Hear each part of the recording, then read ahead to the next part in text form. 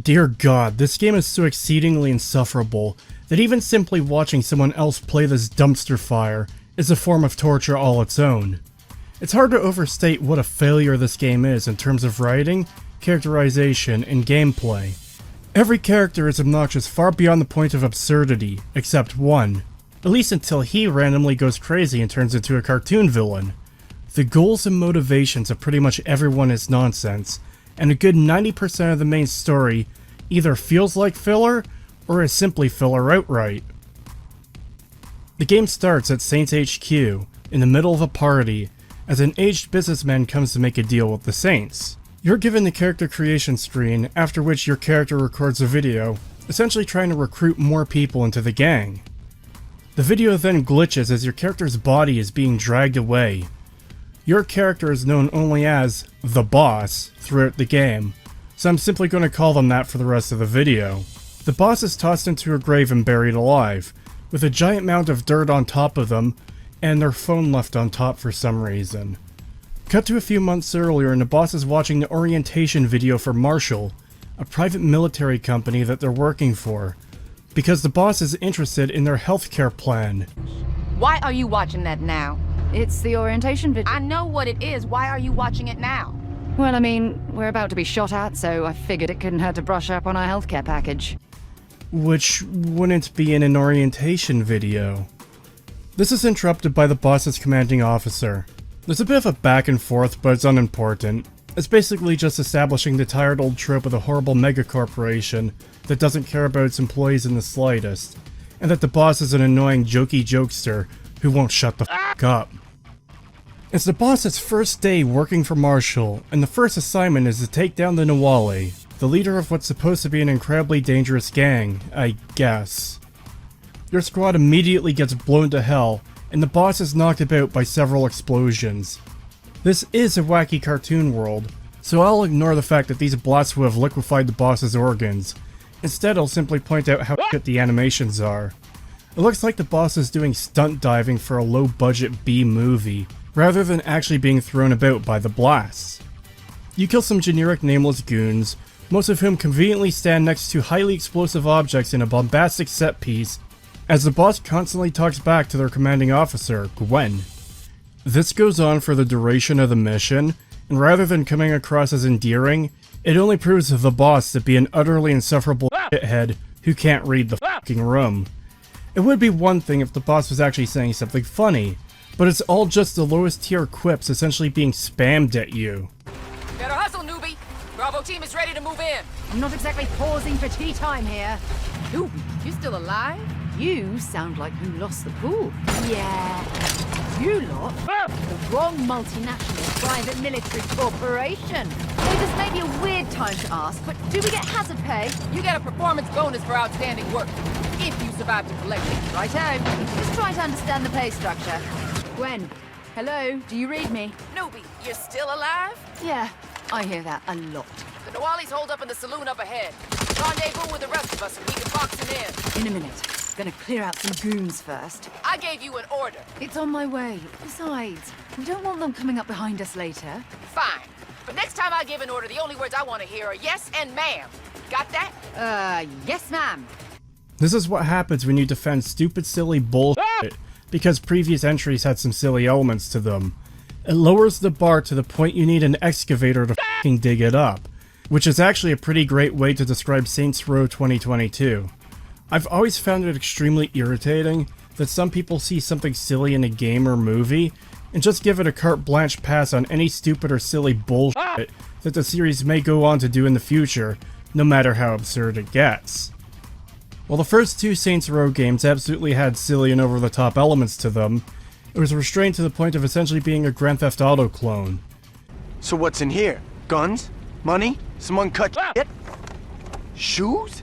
Actually, they're this season's new. Bullshit, that's last year's fall collection. That's not true. Just let it go, man. No reason to piss off Manuel. Saints Row 2 is where the series really established its identity, with some really good writing, yet still having a sense of humor. Saints Row 3 jumped the shark like it was going out of f***ing style. If anything, Saints Row now stands as a pretty strong example of Flanderization happening to an entire series, as each entry just cranked up the craziness more and more, to the point all anyone sees it as is Grand Theft Auto but wacky. Now with some great writers, you can pull that off and make it work. Saints Row 1 was a decent game, 2 was a great game, and 3, it was entertaining. But with politically motivated, talentless hack writers, you get the steaming pile of dog shit that is Saints Row 2022. Eventually you're ordered to man a turret on an APC, and after shooting enough baddies, the driver somehow gets shot, resulting in the APC to ghost ride through the town with the boss in it, and it crashes in a cave, trapping the boss inside.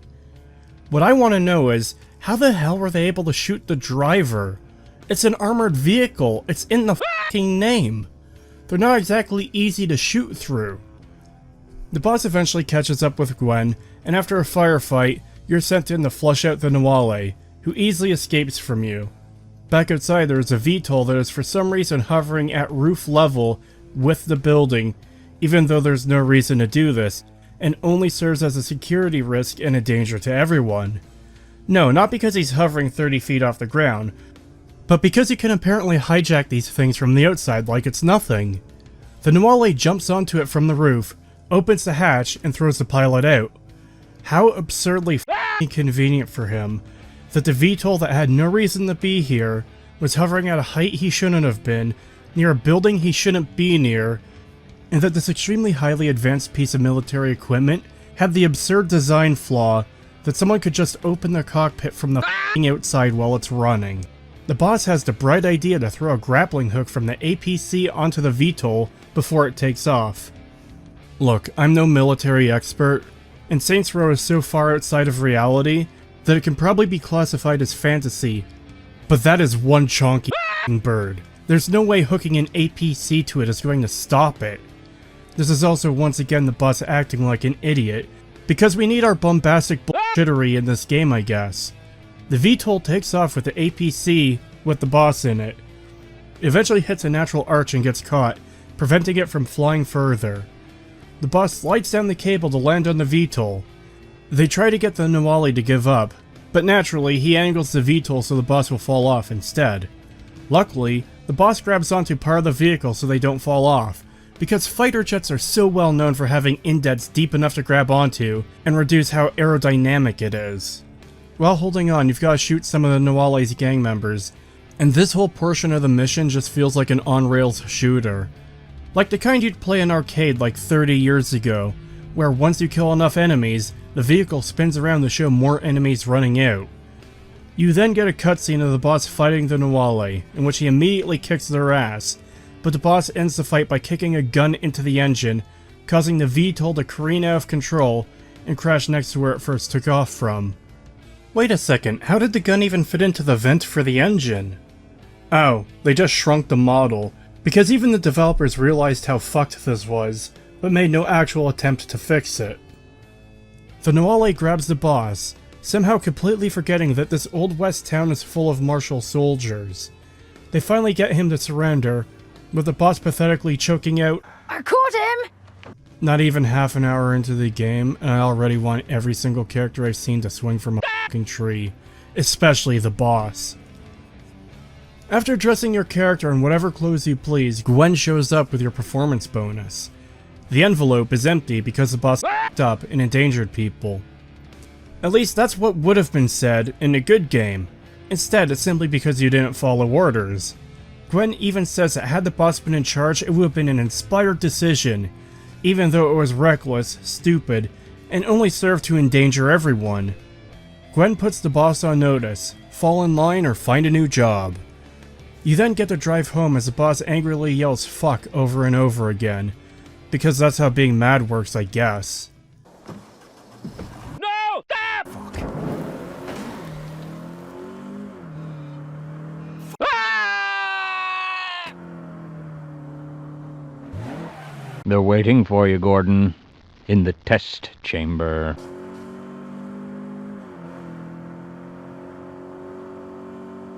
Do you know who ate all the donuts? Goddamn. Freeman, you fool! Goddamn. For God's sake, open the silo door! They're coming for us! It's our only way out! Crack.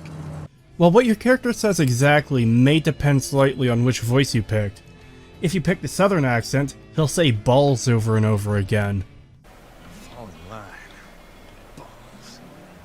Are you Oh no, chat. Nobody fucking talks like this. Goddamn cow balls and a pizzle stick between. Horse balls. Big, giant, sweaty horse balls. My fucking god. Big, giant, sweaty, dangling horse testes just swinging in the goddamn breeze, knocking back and forth like a pair of motherfucking clappers in a giant horse flesh crotch bell. Fall in line. Bugger that. Bugger, bother, and bloody bollocks.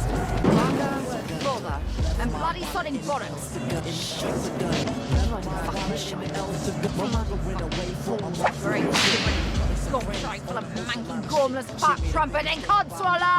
Let me just quickly say, as someone who swears when they get mad, I don't just say f 30 times in a row like that. This is obnoxious and stupid. Speaking of obnoxious and stupid, meet the gaggle of brain-dead, limp-wristed chuckle that will be plaguing us for the next 7.5 hours of gameplay. Never before has the sweet siren song of the noose seemed more inviting and comforting than it does at this very moment. This is one of the most stupid pieces of writing I've ever seen, and I've experienced all this shit. But your roommates are from different gangs. Neenah is from the Panteros, Kevin is from the Idols, and Eli is just some weird rando who happens to be here, I guess. None of them have any redeeming qualities. I don't know what circus is missing their clown, but I do know they're in the writer's room at Volition. Neenah, Kevin, Eli, and the boss form the Voltron of shit that is the Saints in this game, but that comes just a bit later. For now, Kevin is begging for money to buy a $300 waffle iron, because his gang doesn't pay him, I guess. Eli makes a quip about the Idols paying Kevin an exposure. Get it? That's the meme where companies will try to get out paying artists for their work by saying the exposure will bring them more business. This leads directly into an incredibly clunky line of dialogue from Kevin, who explains the entire point of the Idols. They want to build a post-capitalist society where money isn't a concept. In any other game, they'd be a parody of the stereotypical Californian communist, in which they preach about bringing down big business while tweeting it out from their iPhone and drinking Starbucks.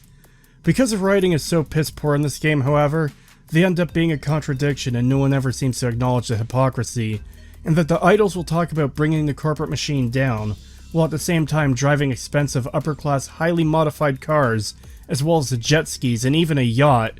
They have high-tech display helmets and all sorts of other very expensive looking shit, and all of them look like they just came out of a rave. They can't even keep their shit straight amongst themselves, in which they'll claim to be fighting for the little guy, but then also claim that there's only the Idols and the machine, which gives them carte blanche to fuck over even small businesses, because they're part of the system.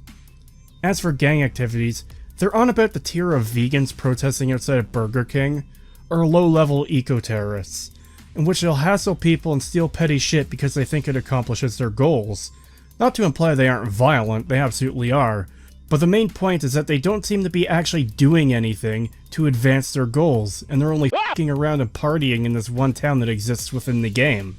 In fact, their whole ideology comes off as a poor excuse to be a nuisance, but this is never acknowledged as far as I've seen. The ultimate issue with the Idols is the same for any idealized version of communism. That is to say, no one wants to work in the f***ing coal mines. There's a few things we need to continue existing, food and water chief among them, followed by shelter and protection from the elements. There's a very long chain of industry that keeps our society running, that is necessary to enjoy all the comforts we've got today, a good 90% of which either didn't exist or were uncommon even 100 years ago. You sometimes see weirdos on Twitter talking about how in the communist utopia, they'd be poets or artists, but the reality is almost everyone would want the easy life, meaning no one in the coal mines to keep society afloat, meaning those in power would force those who aren't to either work the coal mines or face the f***ing wall.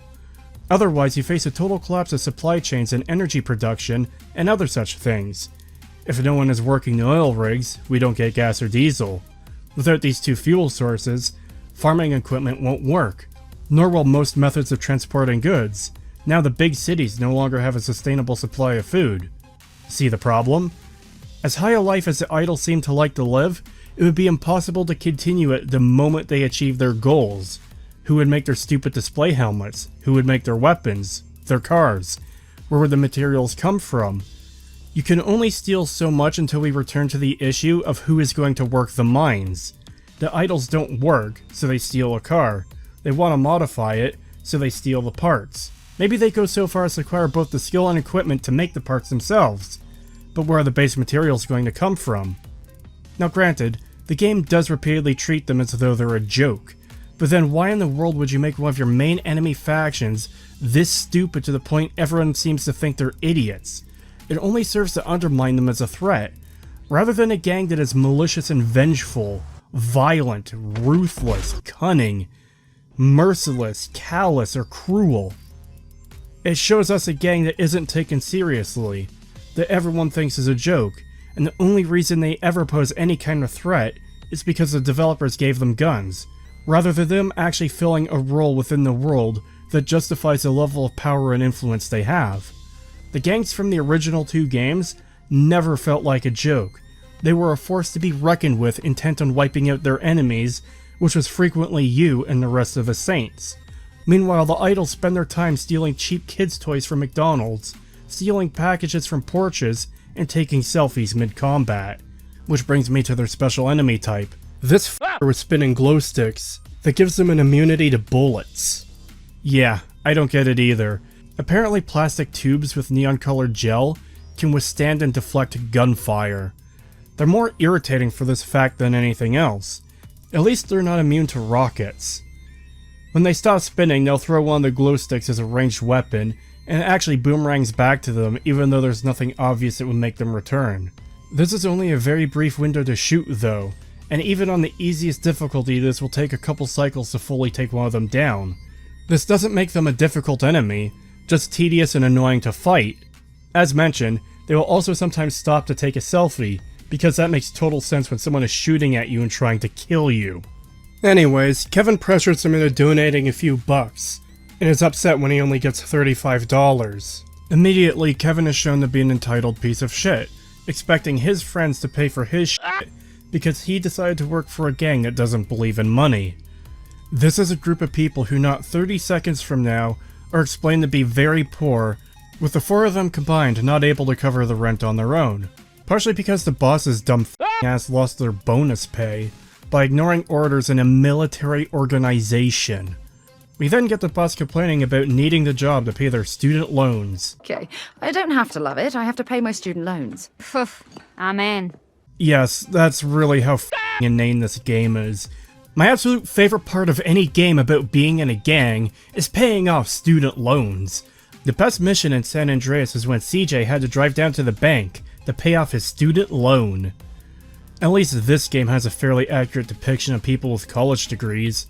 Broke, jobless, not working in their field of study, and living with a bunch of weirdos. Further showing how stupid the boss is, after mentioning they didn't get their bonus, Eli is suddenly concerned about rent money. A bonus is not a guarantee, so it's not a good idea to hedge your bets upon one. If, for some reason, you do not receive the bonus, then you're kinda fucked, just like the boss would be if they weren't a criminal in a cartoon world. Additionally, most employers don't pay you at the end of each day, and I absolutely doubt a company as big as Marshall would give out bonuses at the end of each day based on performance, especially if performance is simply following orders. Because the boss didn't get their bonus, it's a concern about paying rent. The solution, naturally, is to rob a payday advance office because No one gives a shit if people rob those bastards. You have a job now. You could actually just take the loan. Eli, I don't do business with morally bankrupt companies. man, my favorite part of San Andreas was the mission where CJ does research to see what restaurants ethically source their ingredients. My favorite mission in Saints Row 2 is the one where you take Johnny Gat to protest the store that sells shirts made by Indian orphans being paid 3 cents per day, working 16-hour shifts with no breaks and no days off. It's a bit f***ing bizarre that such a line of dialogue would exist in a game in which the boss not only already lives with 2 criminal gang members, not only commits crimes himself, but also in a game that is about building up a criminal empire. This gang that's doing a whole bunch of illegal shit, including mass murder of opposing gangs and selling drugs. While this game is certainly lacking in many aspects, including any kind of interesting storytelling or characters, the one thing it's not lacking is obnoxious ham-fisted politics being shoved in your face frequently, because when I play an action game where 95% of the gameplay is shooting people and causing havoc, I really want to hear about student f***ing loans and not doing business with companies that lack morals. They try to play this off as a joke, that the boss works for Marshall, and that they're a morally bankrupt company, but lampshading a problem doesn't make it not a problem. But worse than that, this comment from the boss just comes across less as a joke and more like pandering to the exact kind of people that a better version of this game would have been mocking through the idols. Also, as far as jokes go, it's about as funny as a goddamn orphanage fire. Neenah says they're not using her car, not because it's easily identifiable, or because it has a license plate like any other car, but because she's not risking it on such a low-level crime. They decide instead to steal some cars from around the corner. Then this exchange happens. Ooh! Can we take a hybrid? Eli, I love that you're worried about fuel efficiency, but I'm thinking acceleration will matter more. Your carbon footprint always matters. I'm honestly not sure which is more frustrating. The fact that this game is unironically pushing politics that would have been mocked in the first 3 games. You know, a woman getting ahead in the medical field is an uphill battle. I don't care what anyone says. I may be a badass, but I don't think I can change the way an entire profession thinks about gender. If I get in the brilliant book of world records for most patients served, I think that would send a message that women are just as proficient, if not more so, than their male counterparts. All right. Where are you going? You said you were planning on treating more patients, so I figured you wanted me to hurt some people. Oh god, no. Surgery takes a lot of time. I need you to fake multiple injuries so I can treat you faster than I normally could. Doesn't cheating to get a world record kind of undercut your point? I'll live. Just checking. Or the fact that they're doing it with the subtlety of a f***ing jumbo jet crashing into a fine china shop. Either way, we're only about 40 minutes into the game, and it's already stayed 3 hours past its welcome. This is the kind of shit you have to deal with throughout the entire main story of this game, and it gets no less insufferable. Now you'd think using stolen cars is so it would be hard for the police to find out who they are, and it's even heavily implied that this is the case, as you have a swap car waiting for you after you dump this one. However, all that careful planning to protect your identities is kinda all for f***ing naught, as the entire gang makes no attempt to hide their faces in the slightest. I sure am glad none of them have any easily recognizable features or marks that would make it absurdly easy to identify who committed this crime. This is f***ing absurdity. This entire game is stupid, and shit like this is why. Additionally, the game goes out of its way to establish that Eli is useless with a gun.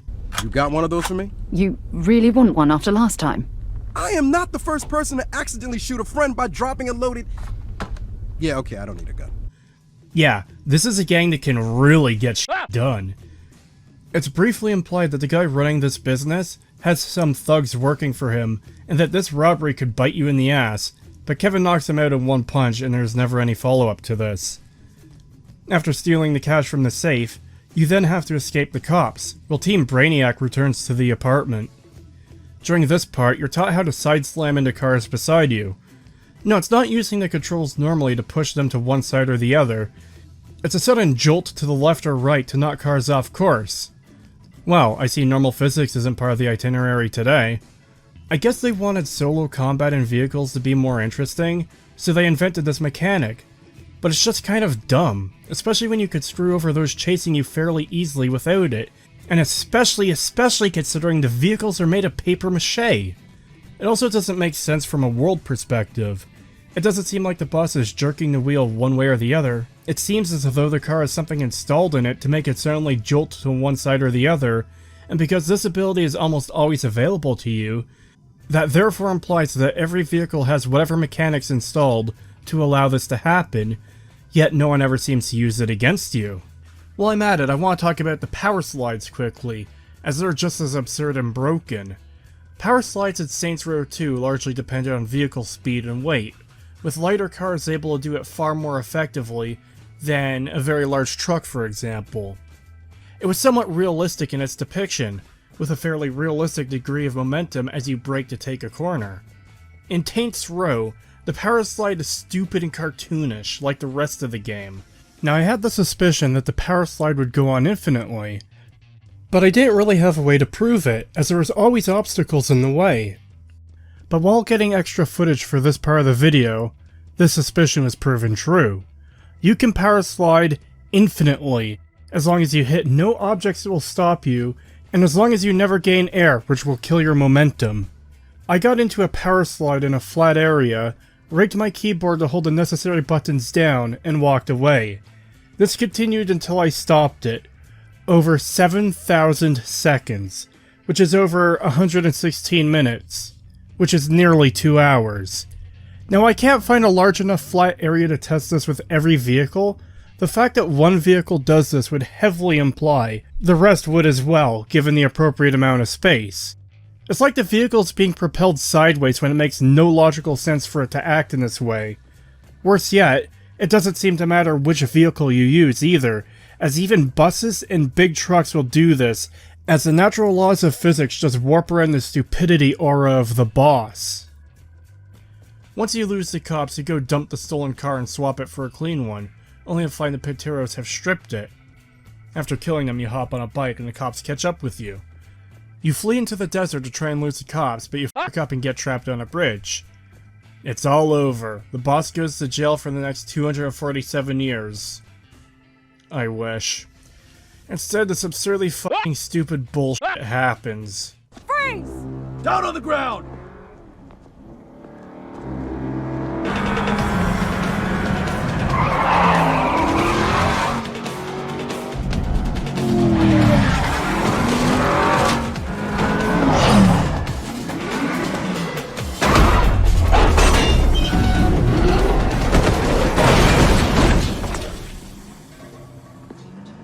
Called for a ride? This is one of those things that's so obviously stupid that I hope I wouldn't need to explain the problem here.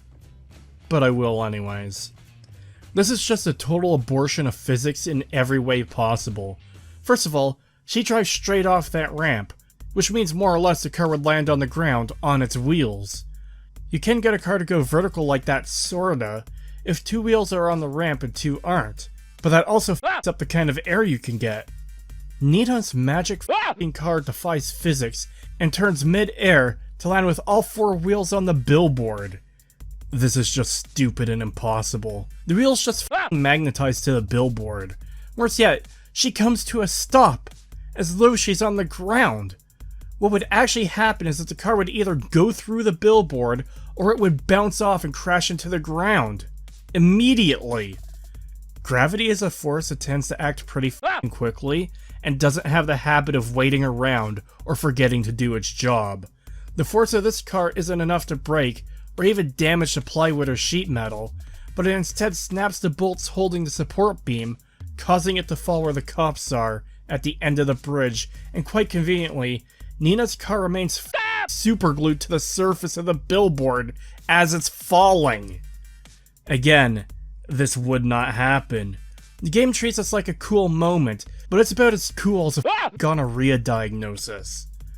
Let's hope none of the cops take note of her super unique car, or what Neenah looks like, because that would be real bad down the line. But of course, there are no real consequences in this game. Next up, another job for Marshall. As usual, the boss won't be reasonable at all, and eventually begrudgingly accepts their orders. You're riding shotgun with a guy named JR, and you're supposed to follow Panteros' convoy without interfering. This gets immediately, as the leader of the Panteros was spying on your meeting with Gwen, and they're prepared for you, sending out men to kill you. Aside from the boss defying physics as they jump from car to car, and the boss trying to not get in trouble with Gwen, it's mostly a standard high-action quest where you kill waves of goons coming at you in various ways.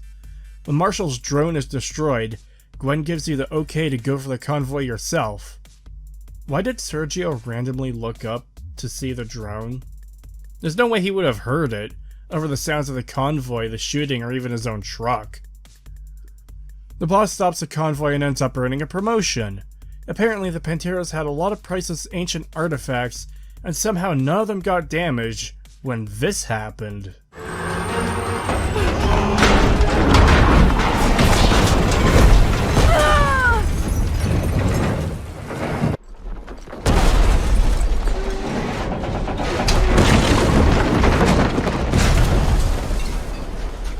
Next mission is to help JR get some car parts back that were stolen from him. After the convoy job, he doesn't want to work for Marshall anymore, and instead decides to open his own business, resulting in the idols immediately with him, despite being a little guy.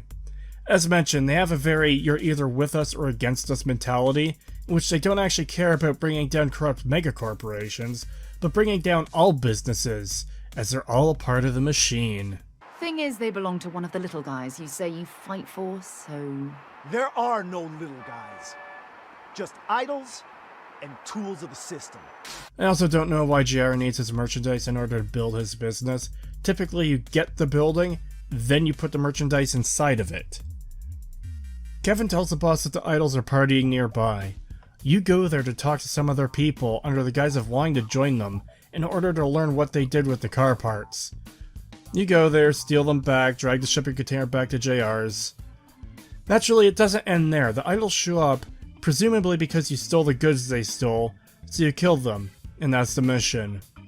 This unlocks car customization as the only location of Oh.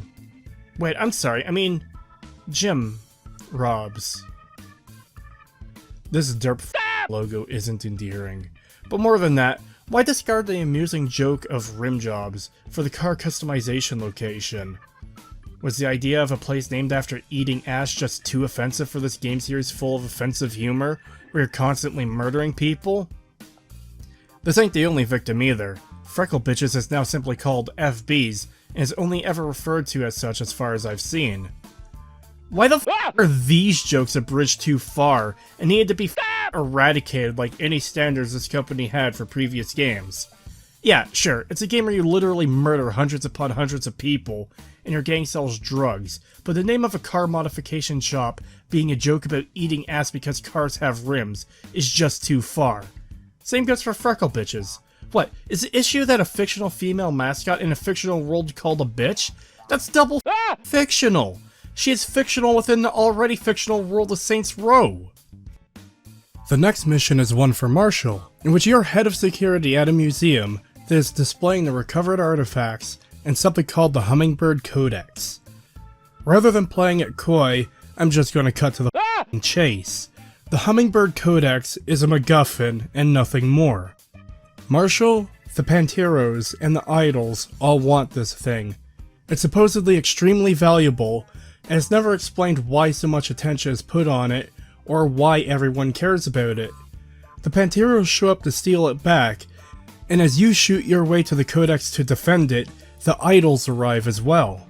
The Codex is housed in a secure hover tube thing that will move towards the exit as long as you're close, and you have to fight off enemy gang members the whole time. It starts malfunctioning, and you're eventually locked into a room with it, only for physics to turn off again to blow you out a window back to the main floor. You fight your way back, defend Myra Star, and catch up with Atticus, who is pissed that you lost the Codex, despite facing impossible odds entirely alone. You kill dozens of people in defending the stupid book, and none of that matters, because the game turned off your ability to be an unstoppable killing machine for 5 seconds to separate you from the booktube. Atticus fires you from Marshall due to this failure, and the boss just kinda slumps down, depressed. This leads into one of the... well, I was gonna say one of the most obnoxious scenes in this game, but in all honesty, there's so much garbage in this game that there's actually a competition for the worst scene. But either way, this is still pretty stupid. The boss is laying in bed, depressed. You get a prompt to press the A button to wake up, and the boss rolls over. You get the prompt again, and they roll over again. You get the prompt a third time, and the boss just rolls out of bed onto the floor. Kevin had offered the boss some food before this obnoxious bull, but now the boss overdramatically walks to the kitchen slowly, all sad and depressed and moping, and the food Kevin made and said was there for you just isn't there now. The boss opens the fridge to find nothing, opens the freezer to find one singular waffle just laying there, and grabs it to put it in the toaster. Toast your lonely waffle.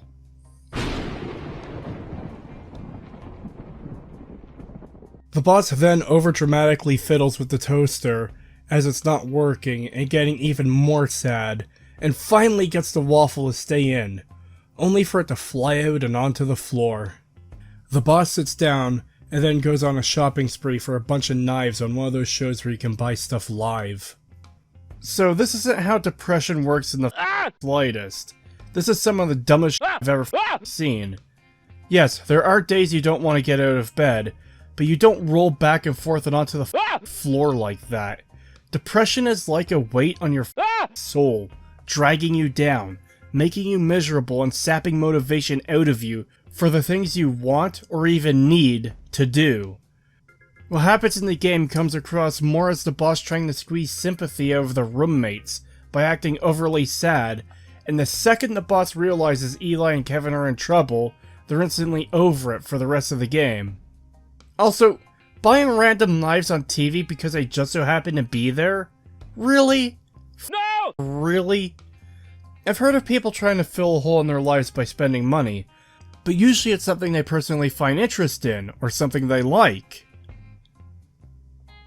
Neenah gets a text from Sergio that the Panteros are attacking the party the idols are having.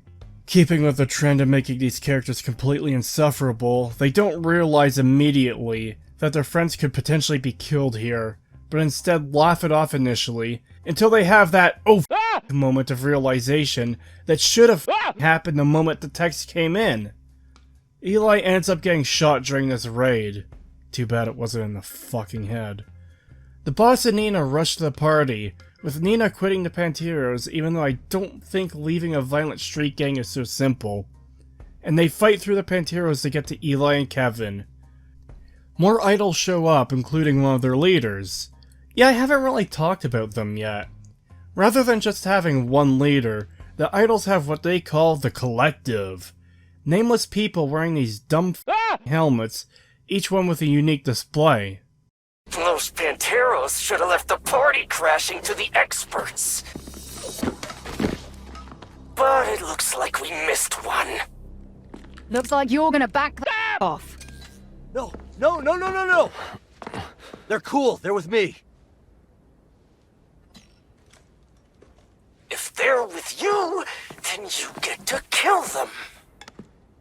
I genuinely don't understand why the Idol Collective member is telling Kevin to kill his friends. It's not played off as though it's a misunderstanding that the Collective dude thinks the boss and Neenah attacked the party. He just kinda does this dumb shit for no reason. I guess he read the script and found out Kevin needed a good reason to leave the idols so he could help start the Saints. It's just total nonsense. Also, how pathetic are the idols that one of their leaders gets killed this early into the game? This is so early in the story that the Saints haven't even been started yet. It would be one thing if killing this Collective member had some kind of significant impact upon the idols, and they want revenge or something, but he's treated no differently than any of the other 8,423 nameless goons you kill in this game, aside from the fact he has a slightly bigger health bar, which barely even compares to the armored mini-bosses you've killed numerous of already. There's no real fanfare or acknowledgement that this has happened. Let's compare quickly to killing the leader of an enemy gang from the original. That was a hell of a tip. No kidding. With the amount of shit we confiscated, we could have put Lopez away for the rest of his life. It don't matter. He got taken care of anyway. What do you mean? Monroe's just happy Lopez is dead. As far as he's concerned, this case is closed. Hell, if he found the guy who did this, he'd probably send him a fruit basket.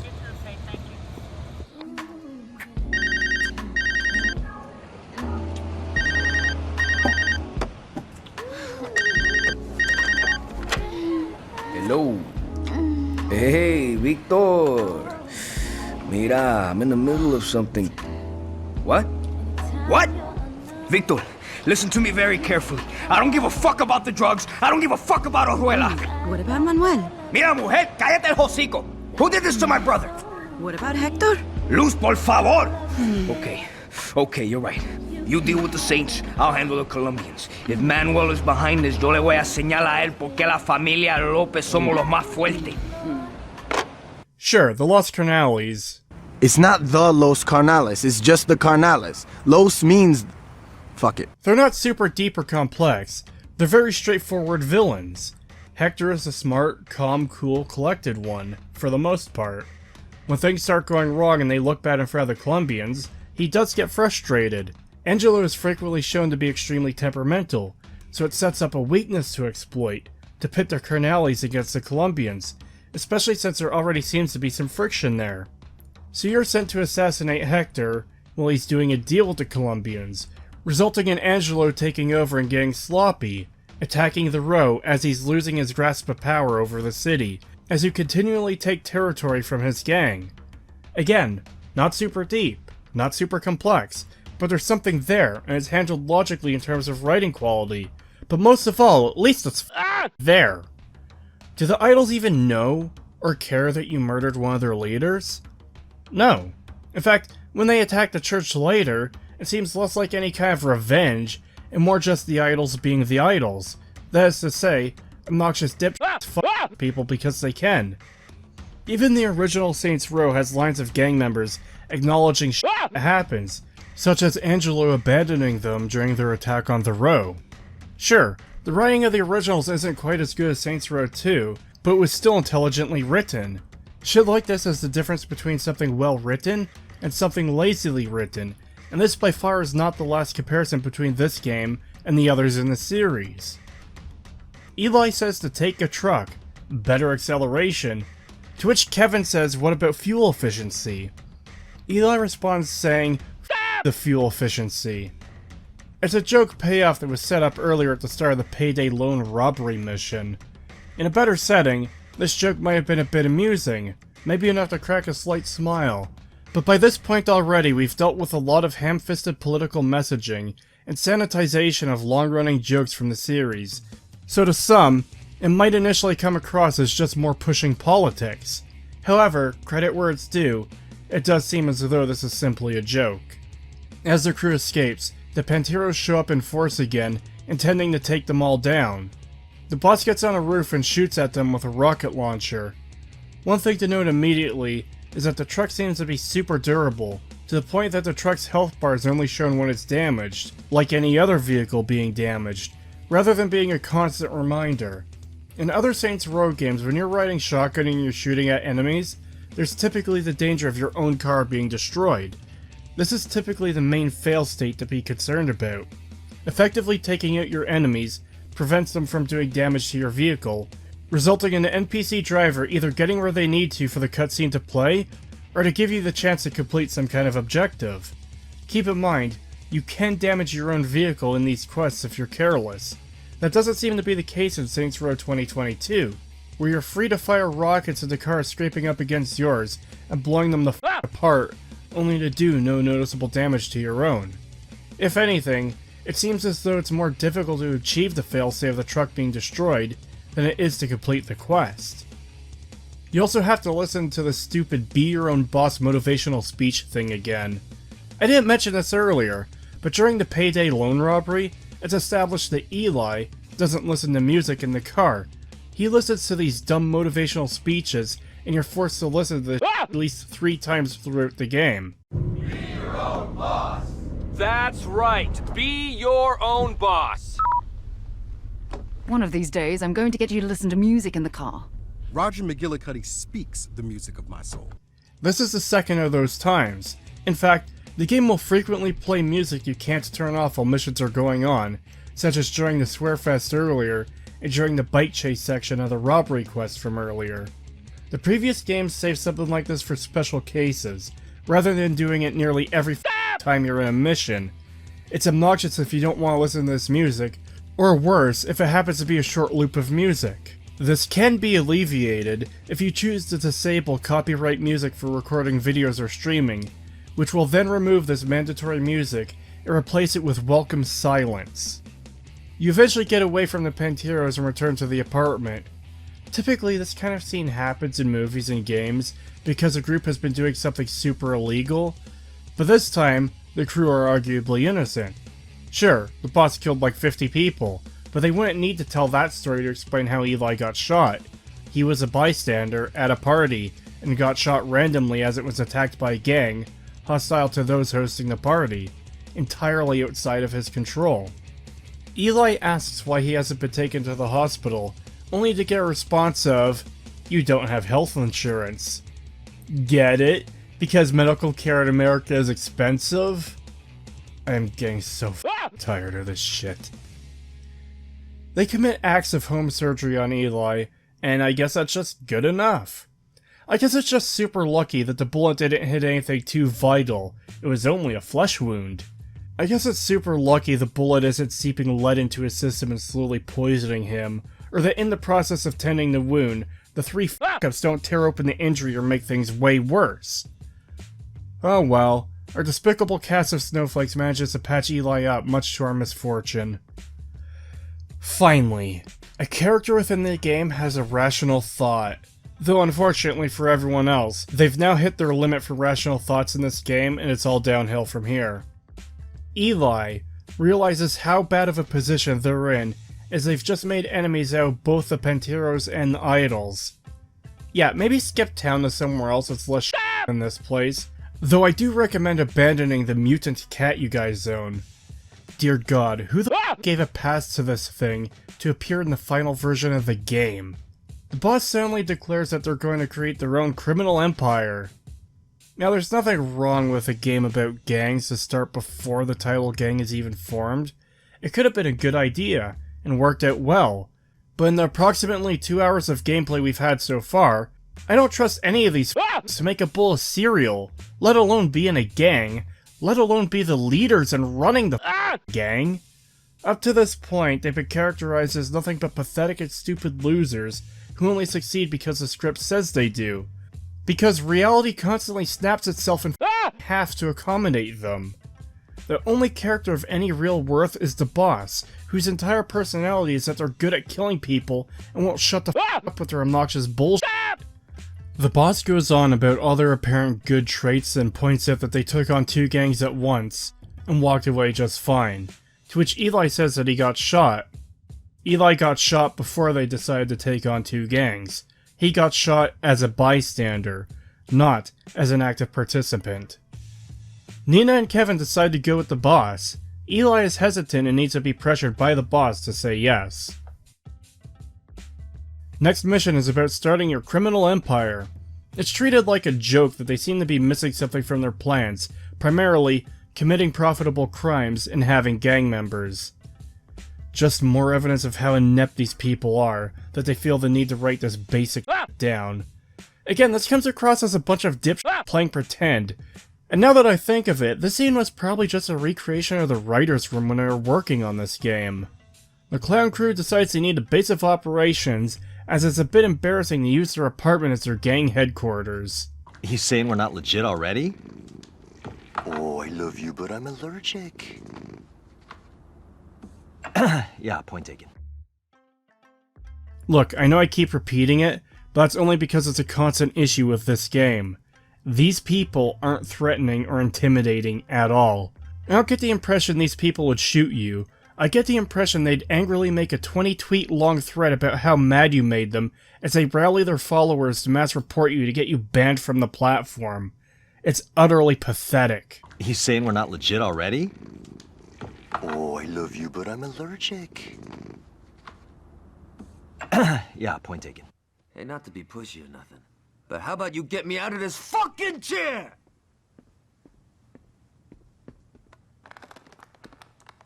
About fucking time you got here.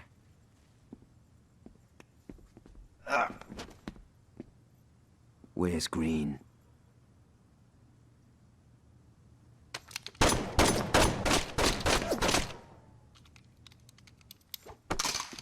That's much better. Now, I heard Green say that he's got some heavy shit in the back.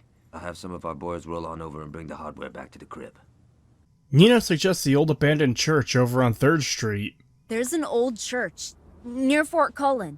The sanctuary is huge. I can turn the rectory into a garage. It's condemned, so it's cheap. And it's got a graveyard, so we can stash the bodies. I swear to God, every time one of these insufferable soggy cabbages open their goddamn mouths, it's immediately like having your teeth drilled. That's not how graveyards work, you absolute potato. The cops would notice fresh graves being dug. The church isn't operating as a church anymore. Who the f getting buried there? Pretty suspicious. Probably enough for a warrant to look into this shit. Not to mention, burying the bodies on your own property is downright stupid in the first place. The evidence will always be directly connected to your HQ by virtue of still being there. This is the kind of thing that would bite you in the ass a month from now, or 40 years from now. People could get away with murder if the cops can't connect them to the crime scene or the crime itself. Keeping the bodies of the people you kill as a gang on your property is such smoking gun evidence that the only thing worse than that would be to have a picture of you standing over the corpse with a literal smoking gun in your hand. Yes, this is a game series where you do all kinds of wacky shit without getting into trouble with the law, where you would in real life, but the suspension of disbelief has its limits, and this game seems to have a axe to grind with them. The first half of this mission is your standard affair for these kinds of games. Destroying a bunch of shit to get civilians, in this case construction workers, to f off. Dealing with any hostile forces, in this case Marshall providing security to the construction crew, and with a real estate agent into handing over the deed to the property. The second half is stupid beyond belief. Ooh, I'm gonna post about it. Yada yada da, yada da da da. Hashtag take me to church, hashtag new digs who this, hashtag blessed. And posted. Having gained control of the church, Kevin's first act is to post on social media about their new gang hideout, prompting the idols into attacking. See what I mean? These people are too stupid to live, let alone run a gang. How the hell is anyone supposed to like or care about these characters when they're this obnoxiously stupid? If the Panteros and idols learn the people who betrayed them and the person who's been murdering the shit out of their members are starting a gang, and this gang only has 4 members, they would probably want to wipe them out immediately. Especially since a new gang rising in a town this small by default means they're going to be moving in on your territory and will be a threat to you. Especially if they manage to really get established. Hang on, I'm getting a call. Oh shit, you better hear this.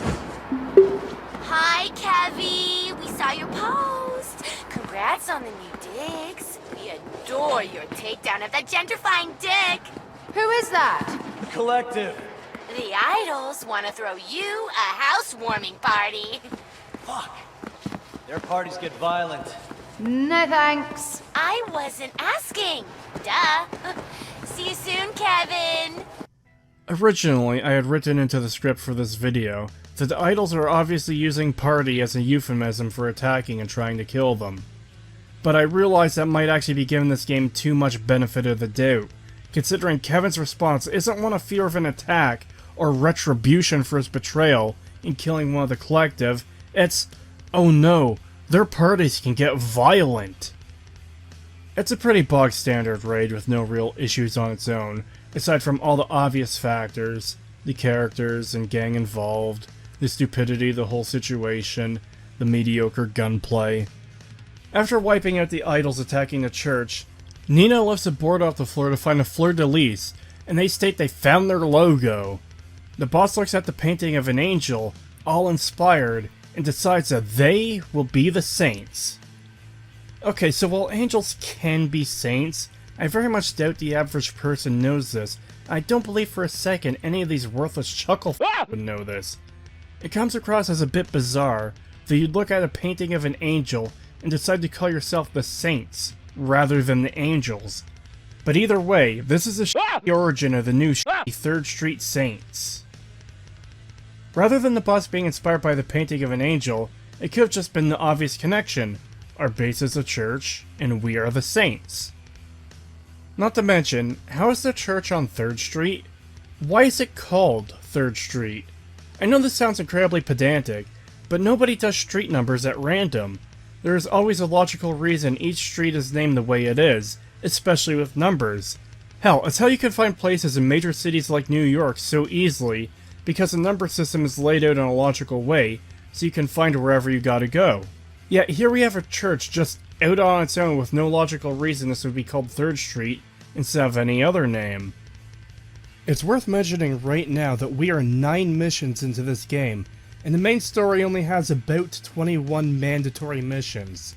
It's hard to find the exact number with numerous sites reporting different lists of mandatory missions, but either way, this means we're almost halfway through this game's main story, and the Saints are only just now getting started. It also just goes to show how f***ing shallow the other gangs in this game are. Again, the gangs in Saints Row 1 weren't super deep or complex, but there was still enough there for each of them where they all took up a significant part of the game. In Saints Row 1 and 2, each enemy gang took up about a quarter of the story, with the remaining quarter being used for the first few starting missions, as well as the ending missions. In Taints Row, we're almost halfway through the main story, and we haven't once done a mission with the sole intent of f***ing with any of the enemy gangs to weaken them. You've only dealt with them incidentally, as they happen to be involved with Marshall, or they were involved of their own volition, such as the Pantero stripping your getaway car, or the Idol stealing JR's stuff. What's worse is that the rest of the main story feels like aimless meandering bullshit with no point to it. This leaves very little time for any kind of storyline involving taking the enemy gangs down. Well, just keep that in mind for now, as I'm totally sure the rest of the main story will be nothing but dealing with them, and won't be a big dumb stupid waste of time. At this point the missions start branching out a bit, with the main story missions tackling different objectives in order to build the Saints into a real gang, allegedly, as well as semi-optional side missions for the clown crew. These missions aren't required to complete the main story, but they are required for the post-game. I'll just go in order of the ones I've completed. The next mission is as f***ing inane and pointless as it gets. Though granted, it is an optional side mission for one of the boss's friends. Kevin decides the church needs some decoration. He has you drive to a nearby historical site, take a picture of a cannon, and materialize a copy of it out of thin f***ing air back at the base. The explanation is literally that it just works. There's a bunch of cool collectibles around town that would look amazing in the church. All we have to do is find anything we want, snap a picture, and boom, it'll just show up there. Really? How does that work? It works. Yes, but how? It just works. That's it. That's the quest. I know this might sound pedantic, but this is only an issue because it's something they brought up.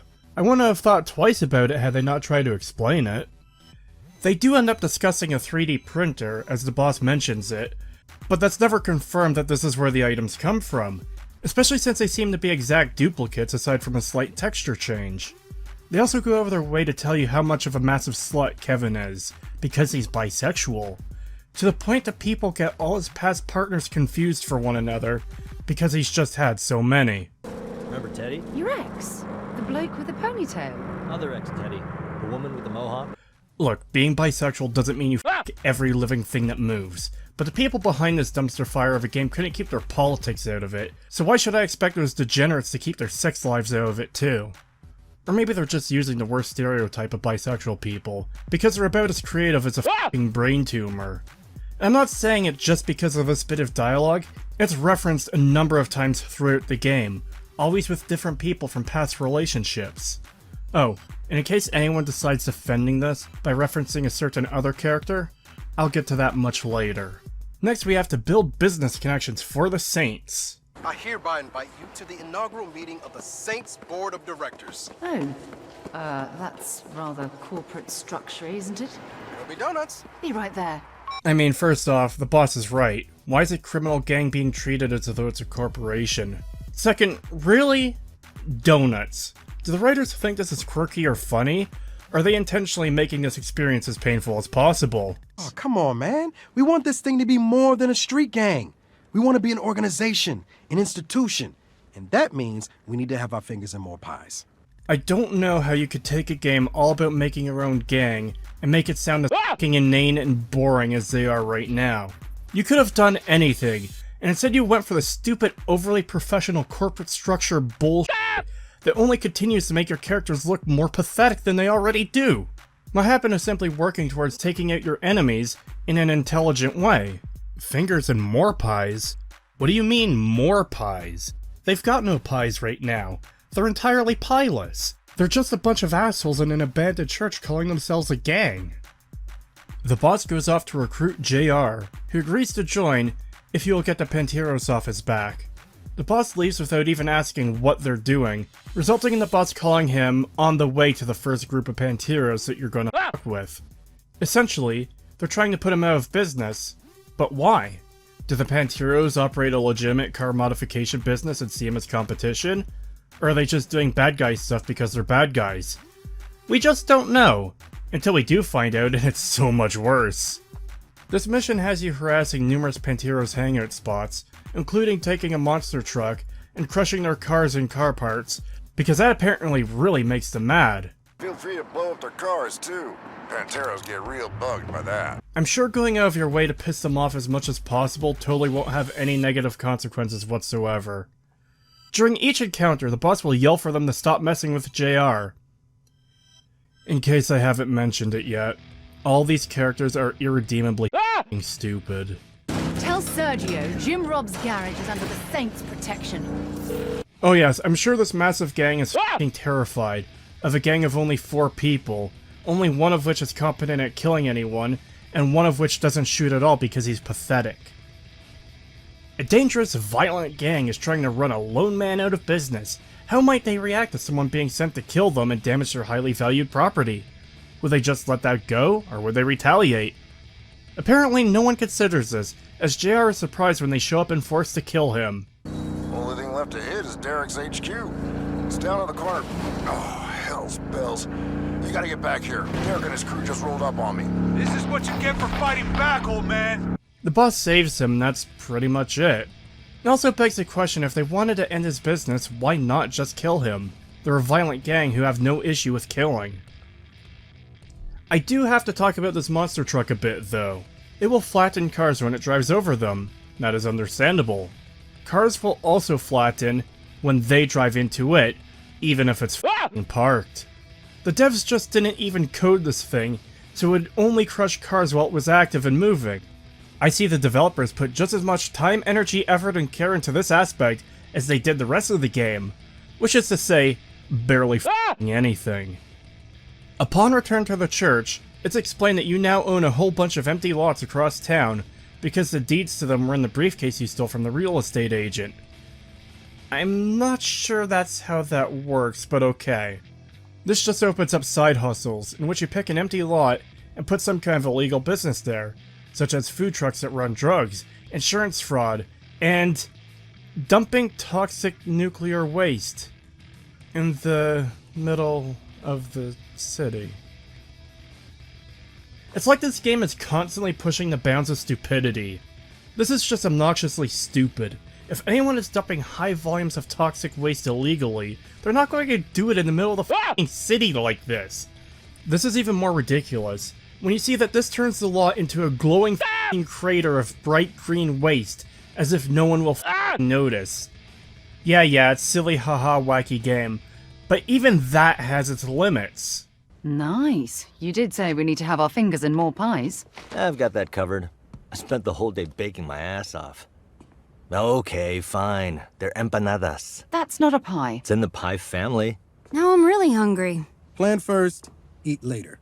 That's it. I f***ing had enough of this shit. Because these characters acting like pathetic, unfunny morons is a constant issue in this game. From now on, instead of calling it out directly each and every time it happens, I'm just gonna play a clip from the original games for contrast. Yo, can we get back to business? What's the rush? I've been cooped up on death row and that bitch has been laid out in a coma. We definitely need to remind motherfuckers who we are. And that can't wait until after dinner? No. You two haven't changed at all. Well, you know, there's a saying about dogs and blowing shit up. So what's the plan? We get our crew together. Once we got that, we can work on how we're taking back our city. Sounds good. And where were you planning on having this little meeting? No. Well, this place is pretty spacious. No. The color's very soothing. No. Come on, Ish. This ain't no fucking gang clubhouse. Change of plans. We gotta find a new place. Yeah, you got it. Next up, the gang needs more members to be a gang. So, how do we staff up? Easy. I've got a 14-step plan. 13 steps too long, mate. Yeah. Why not just go to Boot Hill and show everyone what a badass you are? What's Boot Hill? Are you kidding me? Check out the laptop. They were ready and waiting with this laptop playing this shit. Are you really telling me neither Eli nor Neenah asked about it beforehand? Okay. Boot Hill is this live-streamed fight club kind of thing they do on the abandoned island out in the lake. This sick cat named Doc Ketchum runs the show. Fight Club? More like murder circus. We need to recruit more saints, right? Everyone in town with a criminal record watches this live stream. Oh, he's right. I've seen Pantero streaming it. I just didn't know what it was called. But it's crazy dangerous. It's viral marketing. Viral marketing is not supposed to come with a mortality rate. It's like breaking out in the art world. You gotta do something to capture people's attention. This does. Plus, it nails our target demographic. I don't know. You're the one who have to do this. What do you think? I suppose this is a result of the stupid wacky stuff added in Saints Row 3, and only got worse after that. Despite what many people say, the wacky, zany bullshit wasn't part of the series originally. It's something that was largely introduced in the third game, and now it's just an excuse for stupidity like this. An island where you're just supposed to kill your way to the top, and that's all it is. I don't care how silly the series has gotten, there's no reason for a place like this to exist within it. Everyone in town with a criminal record watches this live stream. This line is meant to be taken literally, by the way. They do this again later with... well, we'll get to that abomination when it comes. The idea is that if you put on a good enough show on Boot Hill, criminals will join the gang. We cannot afford delusion. Also, you're our friend. We miss you. Urge to kill rising. I think you're being too hard on yourself. Yeah, that car crushing thing was pretty tight. Don't get me wrong, I'm a fan of my work, it's just... I got so wrapped up in sending Mayor a message I never asked Jessica about the shipment. Bitch is dead. Who cares about the shipment? I do. It's something that Mayor wants, and that means I'm gonna take it. Alright, there's gotta be someone you can pump for information. What about Donnie? He got manhandled twice. I'm pretty sure he's out of the loop, if not dead. Hey, what about that What about their tattoo artist? Good idea. What just happened? Shaundi had a good idea. Man, what the fuck ever? She stole my... Don't be jealous, Pierce. We're all on the same team. Upon arriving at the island, a cutscene plays. I suppose it's the hype up... Whoa, what the f*** was that? Okay, surely it was just a glitch or something. I mean, there's no way that made it into the final game as something the developers intentionally put there. Maybe that cutscene was just made before they had created a proper sword animation for the game. I mean, shit like that happens sometimes, right? I'm sure it's not a big... Oh, fuck, are you... Fuck! You can't be for real. Apparently the people who made this game need to be taught how a sword works. See, a sword is a long, fairly thin piece of metal, and the blade tapers to a very thin edge that's typically sharpened, so it can be effective at the simple job of slicing motherfuckers apart. You do not grab a goddamn sword by the blade. Like, yeah, you can actually touch the blade, and even grip it for things like murder strokes, where you grip the blade and use a crossguard to puncture into the skull or dent the helmet of an opponent. The key being that your hand is not moving up and down the blade, which is how the edge actually cuts. But this is someone holding and swinging the sword like it's a goddamn axe. You are gripping the blade and sliding your hand up and down as you're swinging it at people you are trying to kill. They couldn't even make a mission about simply killing people in a chaotic setting without f***ing it up. Anyways, there isn't much to Boot Hill, really. It's just a lot of killing with this game's awful weapons, including a dumb charge laser that will instantly kill someone, but is annoying to use considering a normal-ass gun works just fine. Overall, it comes across as more pointless filler in a game that is almost exclusively filler. And by the way, what? No, don't do this shit to me again. Are you fucking kidding me? A melee weapon has ammo? F***ing why? Why does a sledgehammer have f***ing ammo? It's not a durability thing either.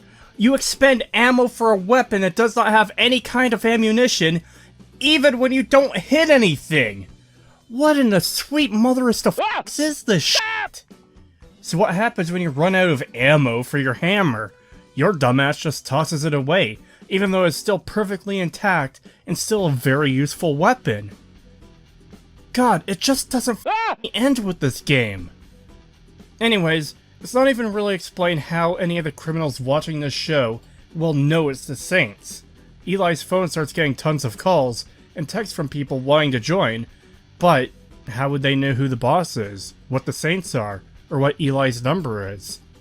This also feels entirely unnecessary.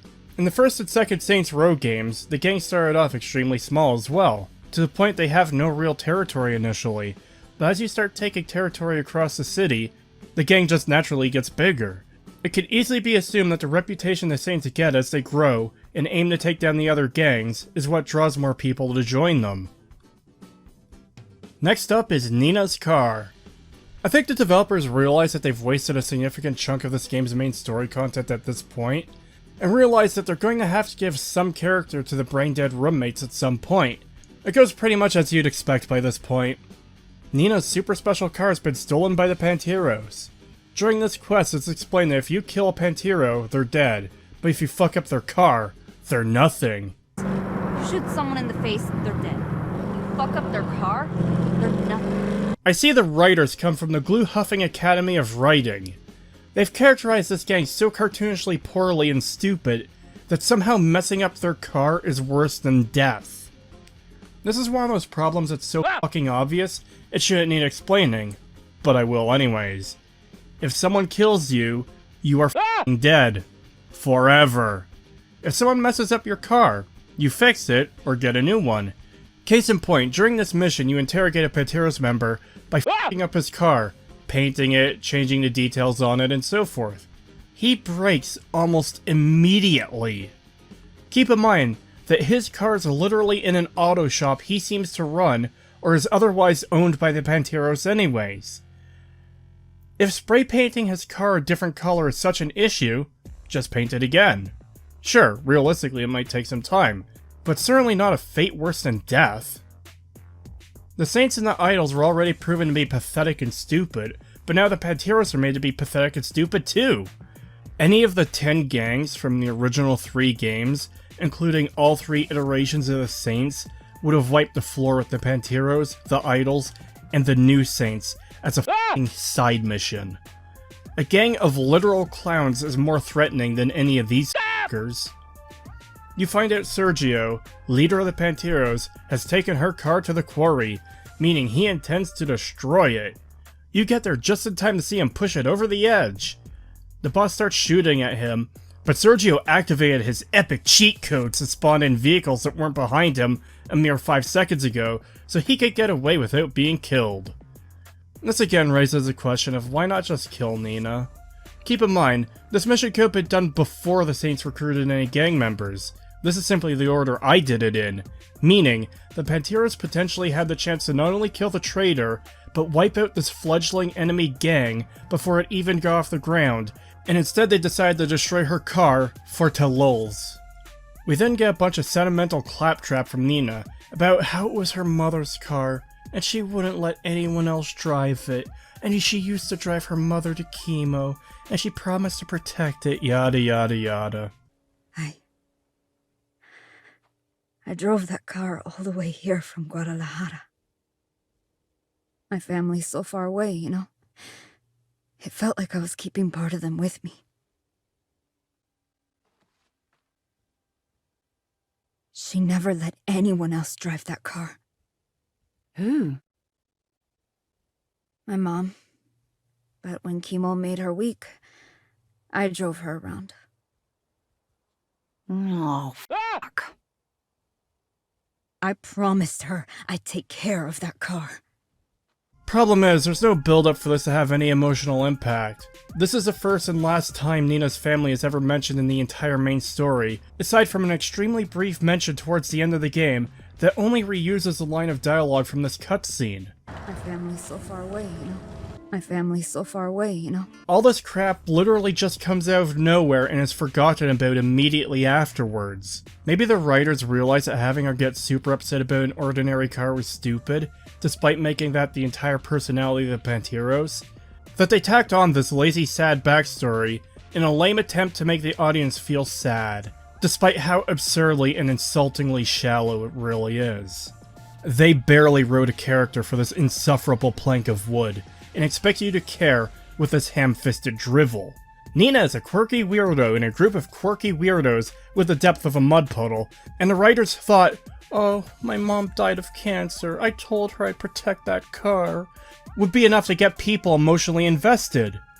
I mean, it certainly works on some people. He fucked with your car, not your This scene family. may not be the most revolutionary and ingenious bit of writing in video game history, it does have enough heart and emotion to evoke a feeling towards the character and situation. Nope. But it doesn't. That's just you, my friend. Yeah, it doesn't. Again, she's so flat and of little character and substance that it just comes off as like being annoyingly preachy. It feels so manufactured. Yeah. And it's so shallow. It just feels so fucking fake. Of course, the mission in the game is going to be like this, but when listening to reviews of the game, they make it out to seem like the whole game is washed with superficiality and staleness. And that scene was superficial. Superficial, yes. Yeah, that scene was completely superficial. You could tell that they were trying so hard to manipulate your emotions. But to anyone paying attention, it just comes off as a cheap emotional manipulation that it is. Now, to reference a far superior game for the sake of comparison, let's take a look at Saints Row 2. The game starts with a young man by the name of Carlos going to jail and getting shanked just to meet Playa and help them break out of jail. Later on, Carlos is recruited to be a lieutenant for the Saints, and he goes on several missions with you. Carlos, don't worry. I'm gonna make a banger out of you if it kills me.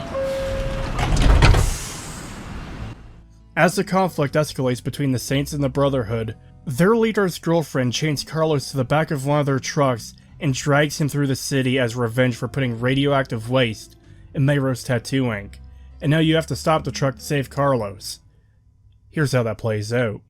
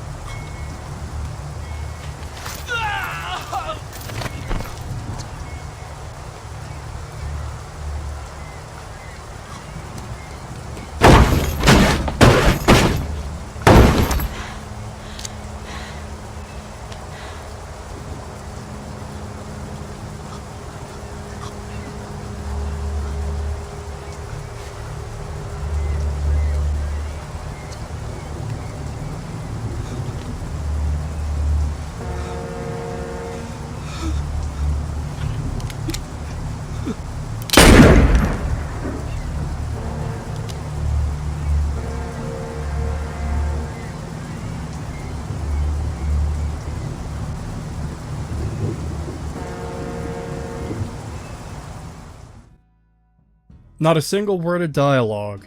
It's sad, it's fucking brutal, and it's far more impactful than anything we get in Saints Row 2022. Carlos is far beyond help, so Playa does the only thing they could do, and put him out of his misery. The game builds Carlos up to be a unique character among many others. You spend a decent amount of time with him doing missions and working against the Brotherhood, and now he's gone in such a brutal way. This is far more compelling, and there's very likely going to be far more investment from players in this character over Neenah's pathetic, "Oh no, my mom is dead from cancer, car is destroyed, sad face." Hilariously, this cutscene ends with Neenah saying that Sergio's gonna fuck with her family, she's gonna fuck with his, meaning the Panteros. Nah, if Sergio's gonna fuck with my family, I'm gonna fuck with his. Neenah? He didn't fuck with your family. He destroyed your car, Because if you kill Panteros, they're dead, but if you destroy their car, they're nothing. It's literally just the gang doing something related to the only thing they've been written to care about. It's also hard to take her vow of revenge seriously, not only with how poorly she's been characterized in general so far, but especially when you consider she's just a weirdo hipster clown person. This is neither intimidating nor badass at all. Next up is Idle Threat, another optional mission. It starts off with the boss and Kevin deciding to binge watch telenovelas all night. Hey mate, you busy tonight? I'm at the gym. It's leg day. Why? I was gonna make popcorn and binge watch telenovelas till dawn. Yes, we can finally find out who killed Corazon. I'll meet you at the church as soon as I'm done here. So you're Julius's new boy, huh? You don't look like much. Then again, I don't look like I have an 8-inch cock, so I guess we're both full of surprises. The Vice Kings are named after one guy, Benjamin King. And that shit don't happen unless you're a professional or a badass. And in King's case, he's both. Hold up, I gotta take this.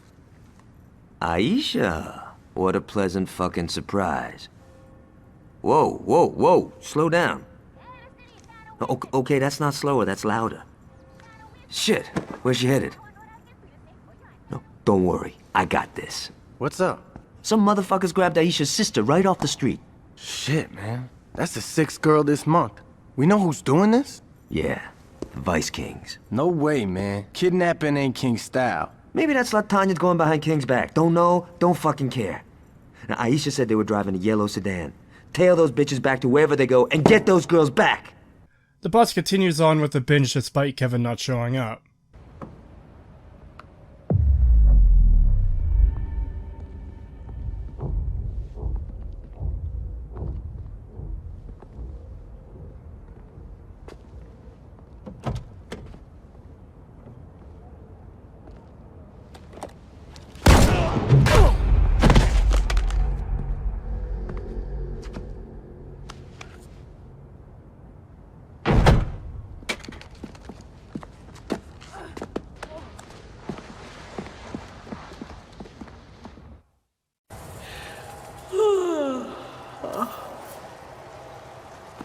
You just waking up? Telenovela binge last night. Kev was supposed to join, but he stood me up. That doesn't sound like Kev.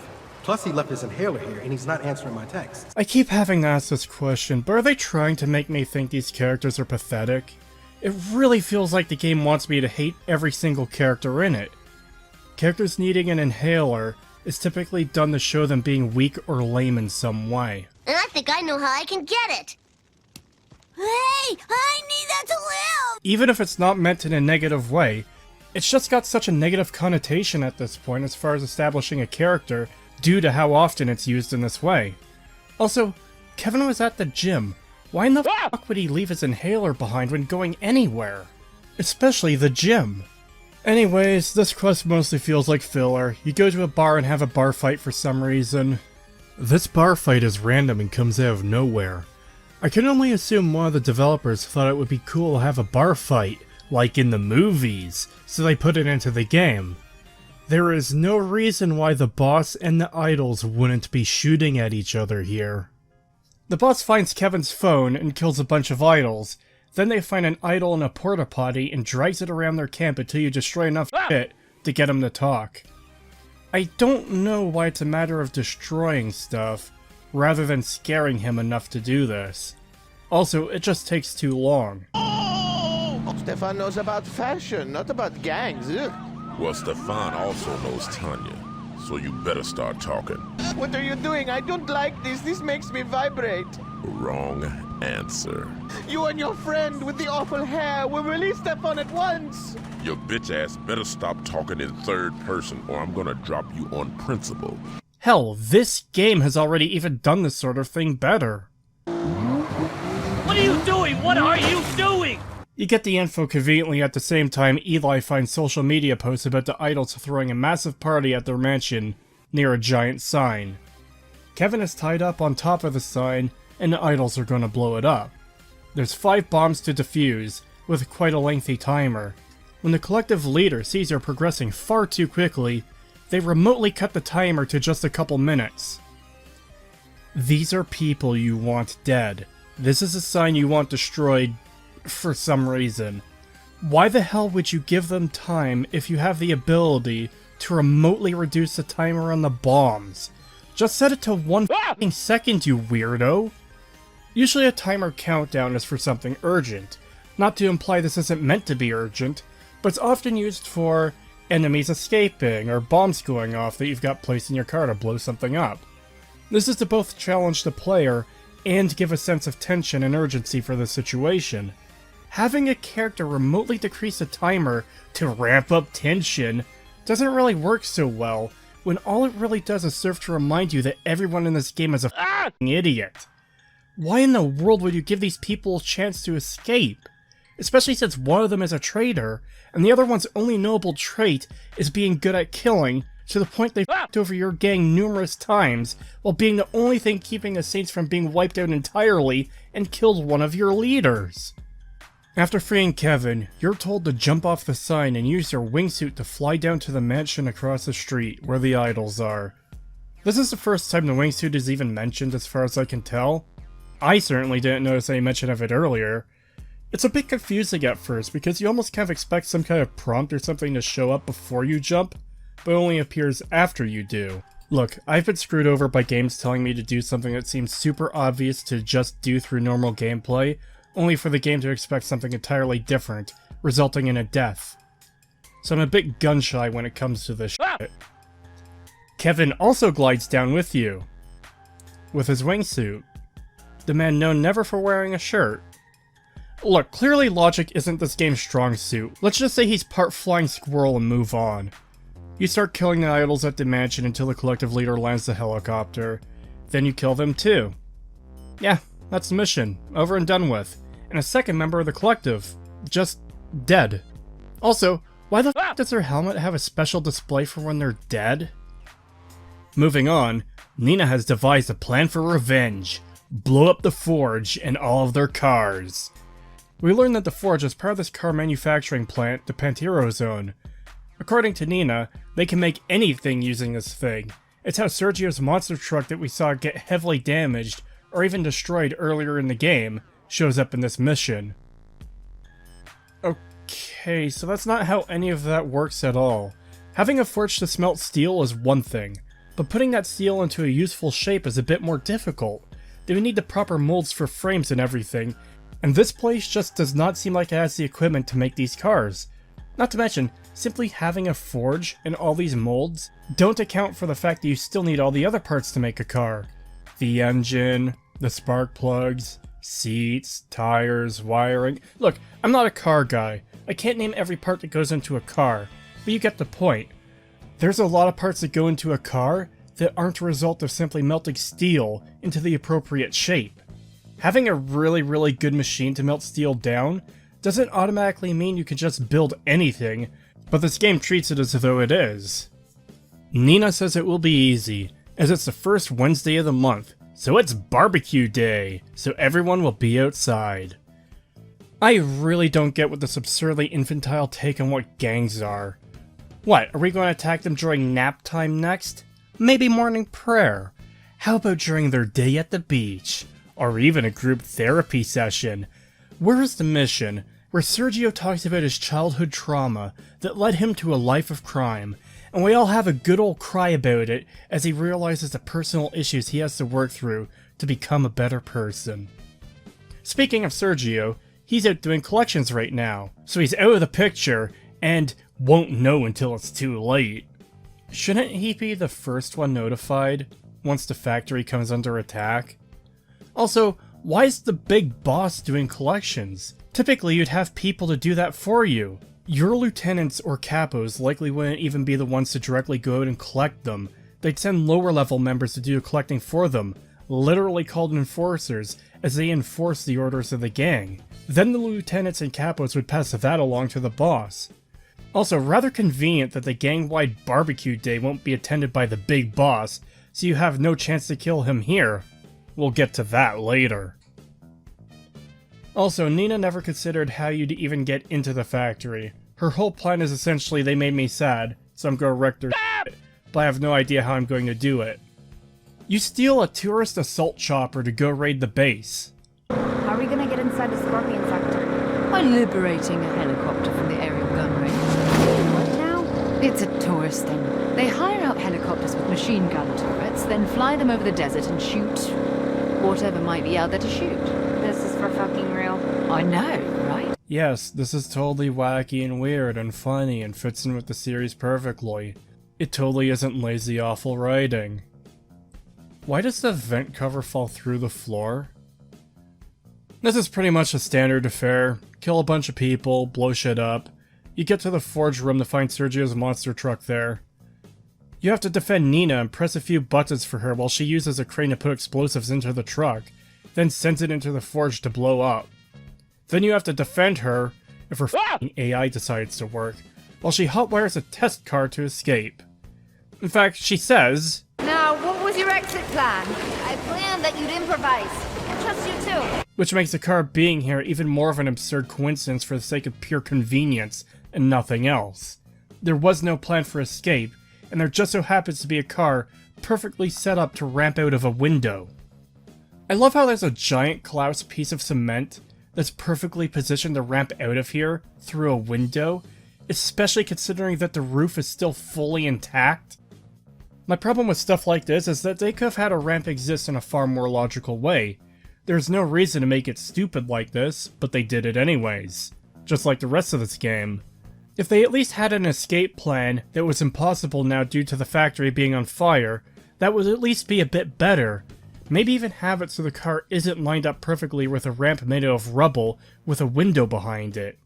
You could have a scene where they're frantically trying to get out, then they see something collapse that leads to an upper level with the window to crash through, rather than the immediately convenient setup of a car on a perfect straight shot to a window. I suppose one of the bigger issues is how significant of a mission this is in the storyline, and this is really only the second quest against the Pantero since the Saints have formed.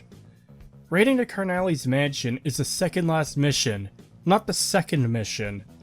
This is the kind of mission that should have been done once the Panteros have been weakened. They're losing territory to you. You've taken over or destroyed their operations. But even that isn't really in the main story to this game. In fact, it's not even clear what missions award you territory, assuming they even do, as you're never told what territory you gain. I check the map from time to time to see some areas are randomly purple now. This is totally unlike the original games, where you always gain territory even in situations where it doesn't exactly make sense for you to have gained the territory. Everything about this game is so insufferable that I didn't waste any time playing the side activities, so I don't know if you gain territory through doing them, but this means that by the end of the main story, you kill or displace the leaders of the enemy gangs, and yet the gangs still exist and control much of the same territory they already did. And again, you're never explicitly told what territories you gain. Additionally, why not take over the forge and use it for yourself rather than destroying it?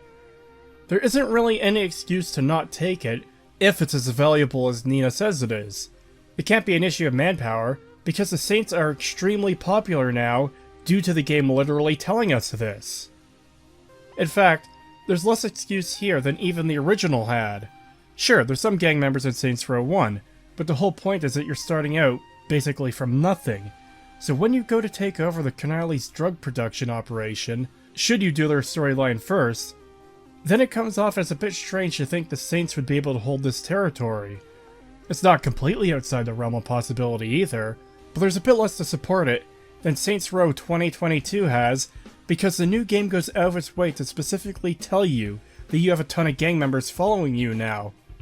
But oh, Neenah wants revenge. I guess we gotta blow it up. At this point, the game should largely be about taking territory from enemy gangs, ruining their plans, taking their operations, not because that's sort of the formula for the series, but simply because it makes sense from a story perspective of taking down enemy gangs.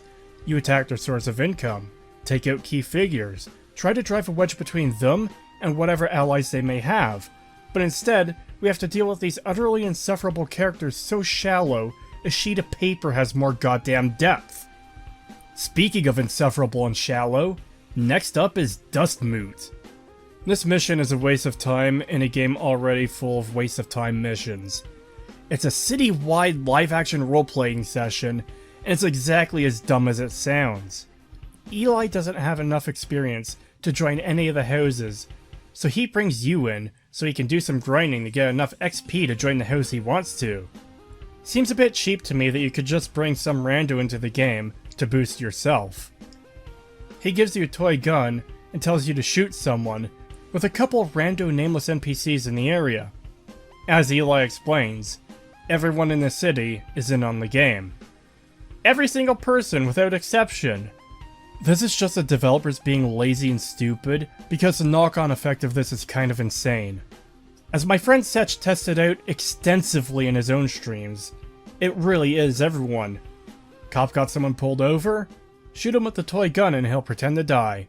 Paramedics trying to revive someone? Shoot them and they'll play dead. Enemy gang members who want to kill you. You bet your f***ing ass they'll stop and play dead too. Even the idols, who don't care about anything else in the world besides bringing society down. Even f***ing Marshall, the private military group that hates your guts. It's f***ing insanity. It seems that this line was thrown into the game as a way for the developers to be lazy. Rather than coding in the toy gun to not do anything to normal NPCs, or to have them react and attack you, they will ham-act dying, then lay down on the ground and turn into a ragdoll as any other NPC you actually kill will do. They'll even drop the appropriate loot, typically cash and ammo. Worse yet, this goes so far as to show that the cars are all in on the LARP too. If you shoot cars with the toy gun, their doors will fly off, they will f***ing explode. The tires can be flattened with the foam bullets too.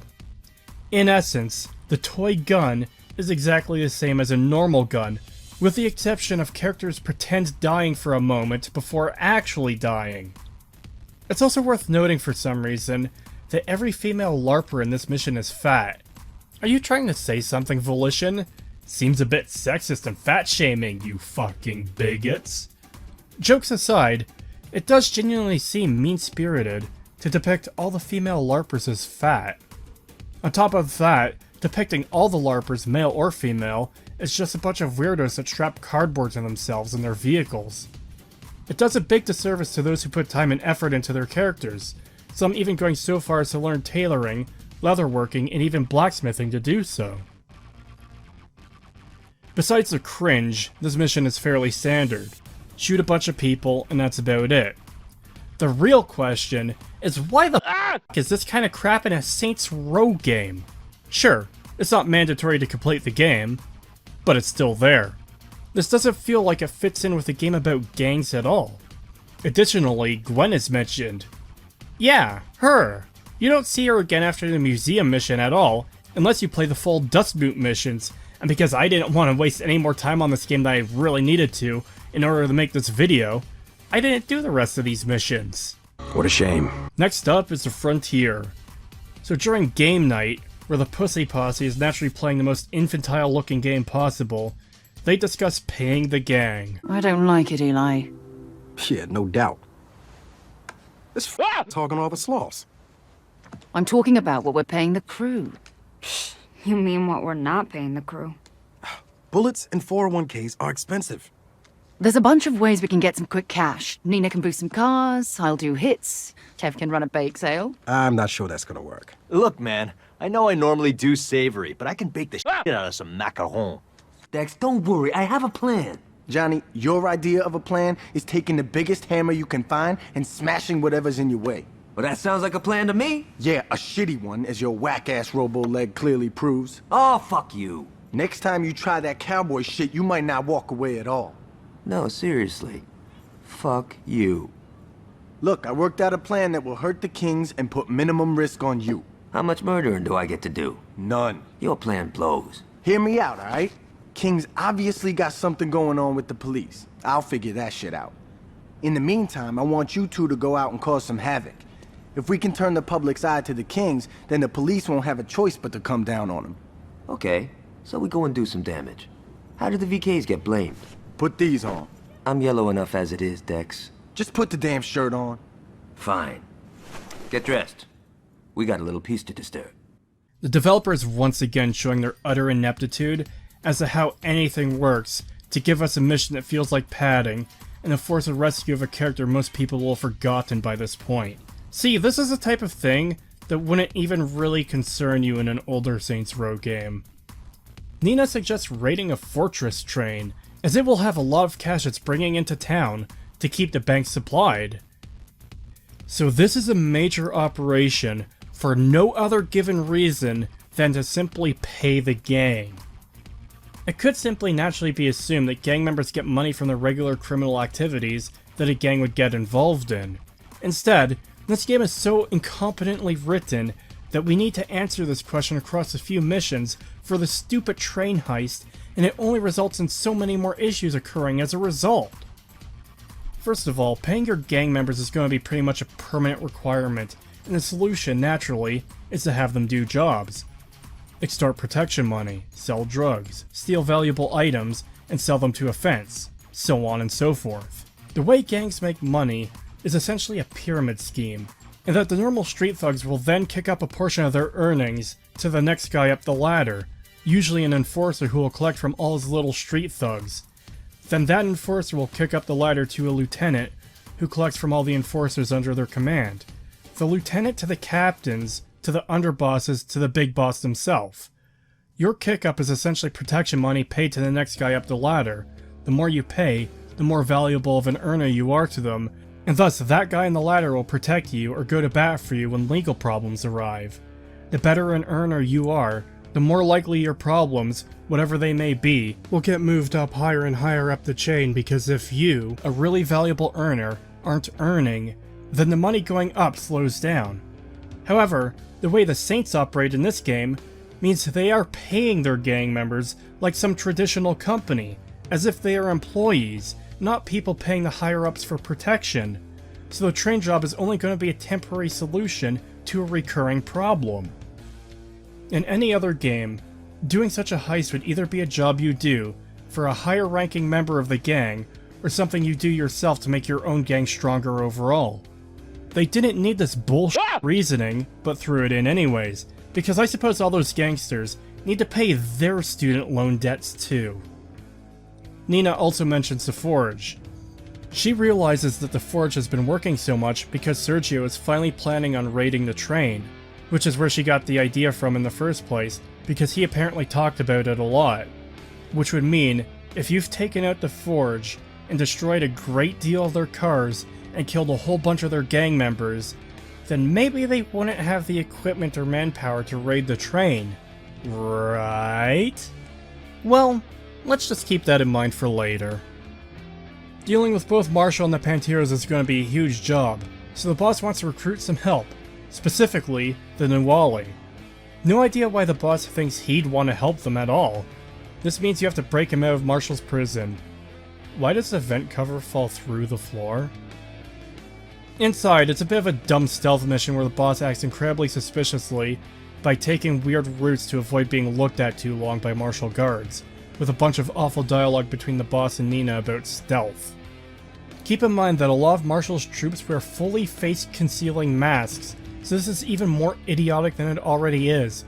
Just wear one of Marshall's masks. Evening. Want to get out of here?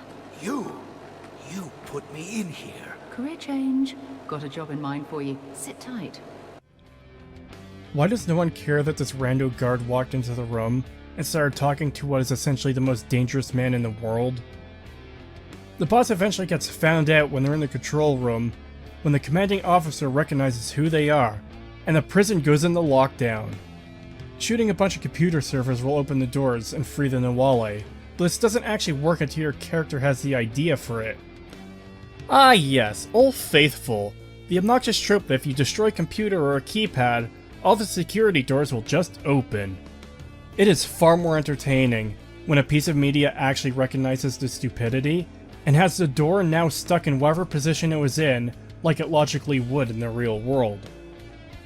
It's also f***ing hilarious that if you actually pay attention to what's happening in the room, you'll notice that once the guards start firing, the Nuwali is still sitting in a cell for a bit, before suddenly teleporting outside, and is just standing there, doing nothing at all, while the guards shoot in random directions. Now oftentimes stuff like this can happen in games, because it's simply unnecessary to program special and unique animations that hardly anyone is going to see for a scene you're not supposed to pay too much attention to. However, most games also try to obscure it in some way, so you get an idea of what's happening without seeing that some shortcuts were taken. Blimey. We should go. What makes you think there is a we? Finally! A character that acts logically. Somewhat, at least. Let's hope they don't somehow manage to ruin him for no reason before the end of the game. That would be terrible if they did that. Anyways, he's still probably going to need help getting out, but at least he's not fully on board immediately. If there's not, you'll never know why I risked breaking you out. Very well, wonderful. Somehow this convinces him. Again, why would he care in the slightest? He's got his own gang, and as we see towards the end of the game, they still exist. He probably has his own shit to do. Why not convince him that he still needs your help to escape? Anyways, blowing up the computers results in a massive prison riot, and you now have to fight your way to the exit, including a couple rooms where you have to kill every martial guard so they'll open the security doors and send more in. Now I know I've already mentioned the game will play music during missions, but this is one of the most egregious examples in the entire game. After replaying the mission and listening closely and looking up what lyrics I could pull out of it, I found that the song is Slam by Onyx. Take cover. Now this isn't intended to start any kind of debate about whether or not the song is even good, nor is it a commentary on music in general, but the way it's utilized here is exceedingly obnoxious. Now I can't tell for sure, but it feels as though they lengthened the chorus, as it seems to go on for quite a while. The result is an extremely repetitive and obnoxious background track that is on by default and can only be removed if you disable the music entirely in the audio options, which is something you shouldn't need to do. This is not the only example of the game forcing repetitive music upon you either. While doing the side missions to steal the food trucks that are running drugs, if you turn off the radio, this music will play on a short loop ad nauseum.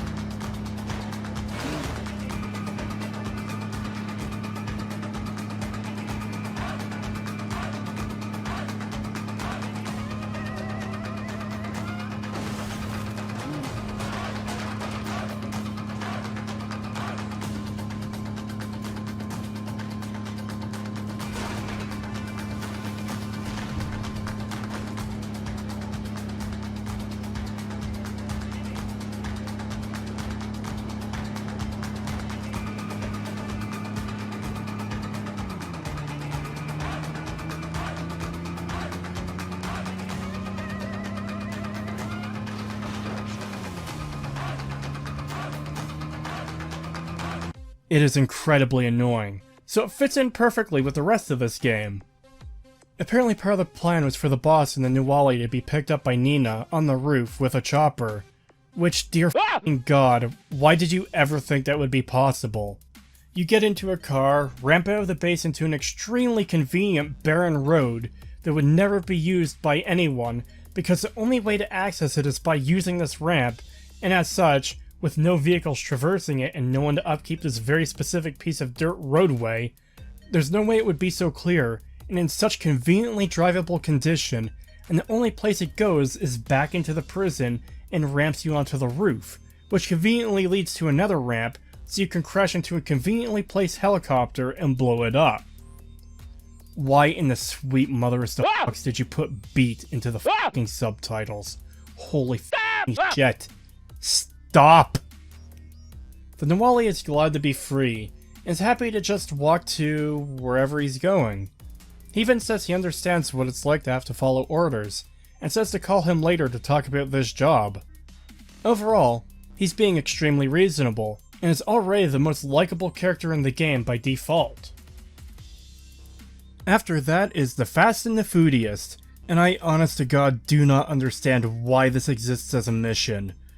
Now, while it is one of the semi-optional missions, it seems to serve no actual purpose other than to add more shit sprinkles to the shit cake. You see, McDonald's has brought back an old Happy Meal toy that everyone had as a kid, and Kevin wants one because he never got one at the orphanage. The writers were so absurdly uncreative that they call it a mecha burger. So you drive them to one location and cut in line only to find they're sold out. You go to another location to find the idols have stolen all the toys for some reason. They're all gone. Those horrible people in pink stole the entire shipment. They said something about striking a blow against capitalistic materialism and soggy French fries. Fucking idols. Ah yes, we'll surely bring down the system by stealing cheap kids' toys from a fast food chain. When they write the history of how the corporate machine fell, they will say it began today. If you fail the mission, you're locked into listening to this line of dialogue every single time. You chase down the idols and get the car with the toys, and that's it. That's the mission. Kevin says he wants you to help him bring the rest to the orphanage later.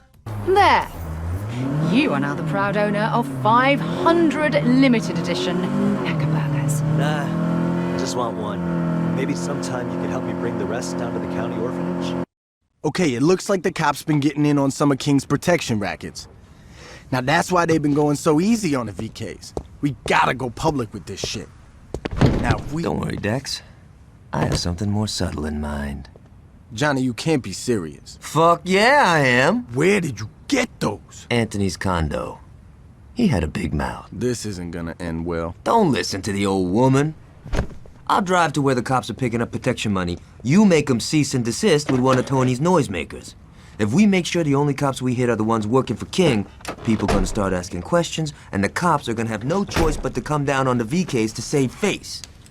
Let's do this. I wonder if I still have that old Santa Claus costume somewhere. Doesn't that costume have a shirt? Not when I wear it, baby. Jesus Christ, you f***ing degenerate. Stop! This is not endearing. It makes me think you should be on a goddamn watch list. Then we get Idle Hands, another optional mission. Your mail has been stolen. You talk to the mailman, and he tells you they went that way. So you kill some idols here, you kill some idols there, you kill some more idols over here. Collect your stolen packages, and that's the mission. By the way, the stolen packages were all the knives the boss ordered in their cartoon Depression. Then we get another Eli quest. Oh joy. Shootin the Sh has Eli watching you shoot barrels so he can learn how to shoot.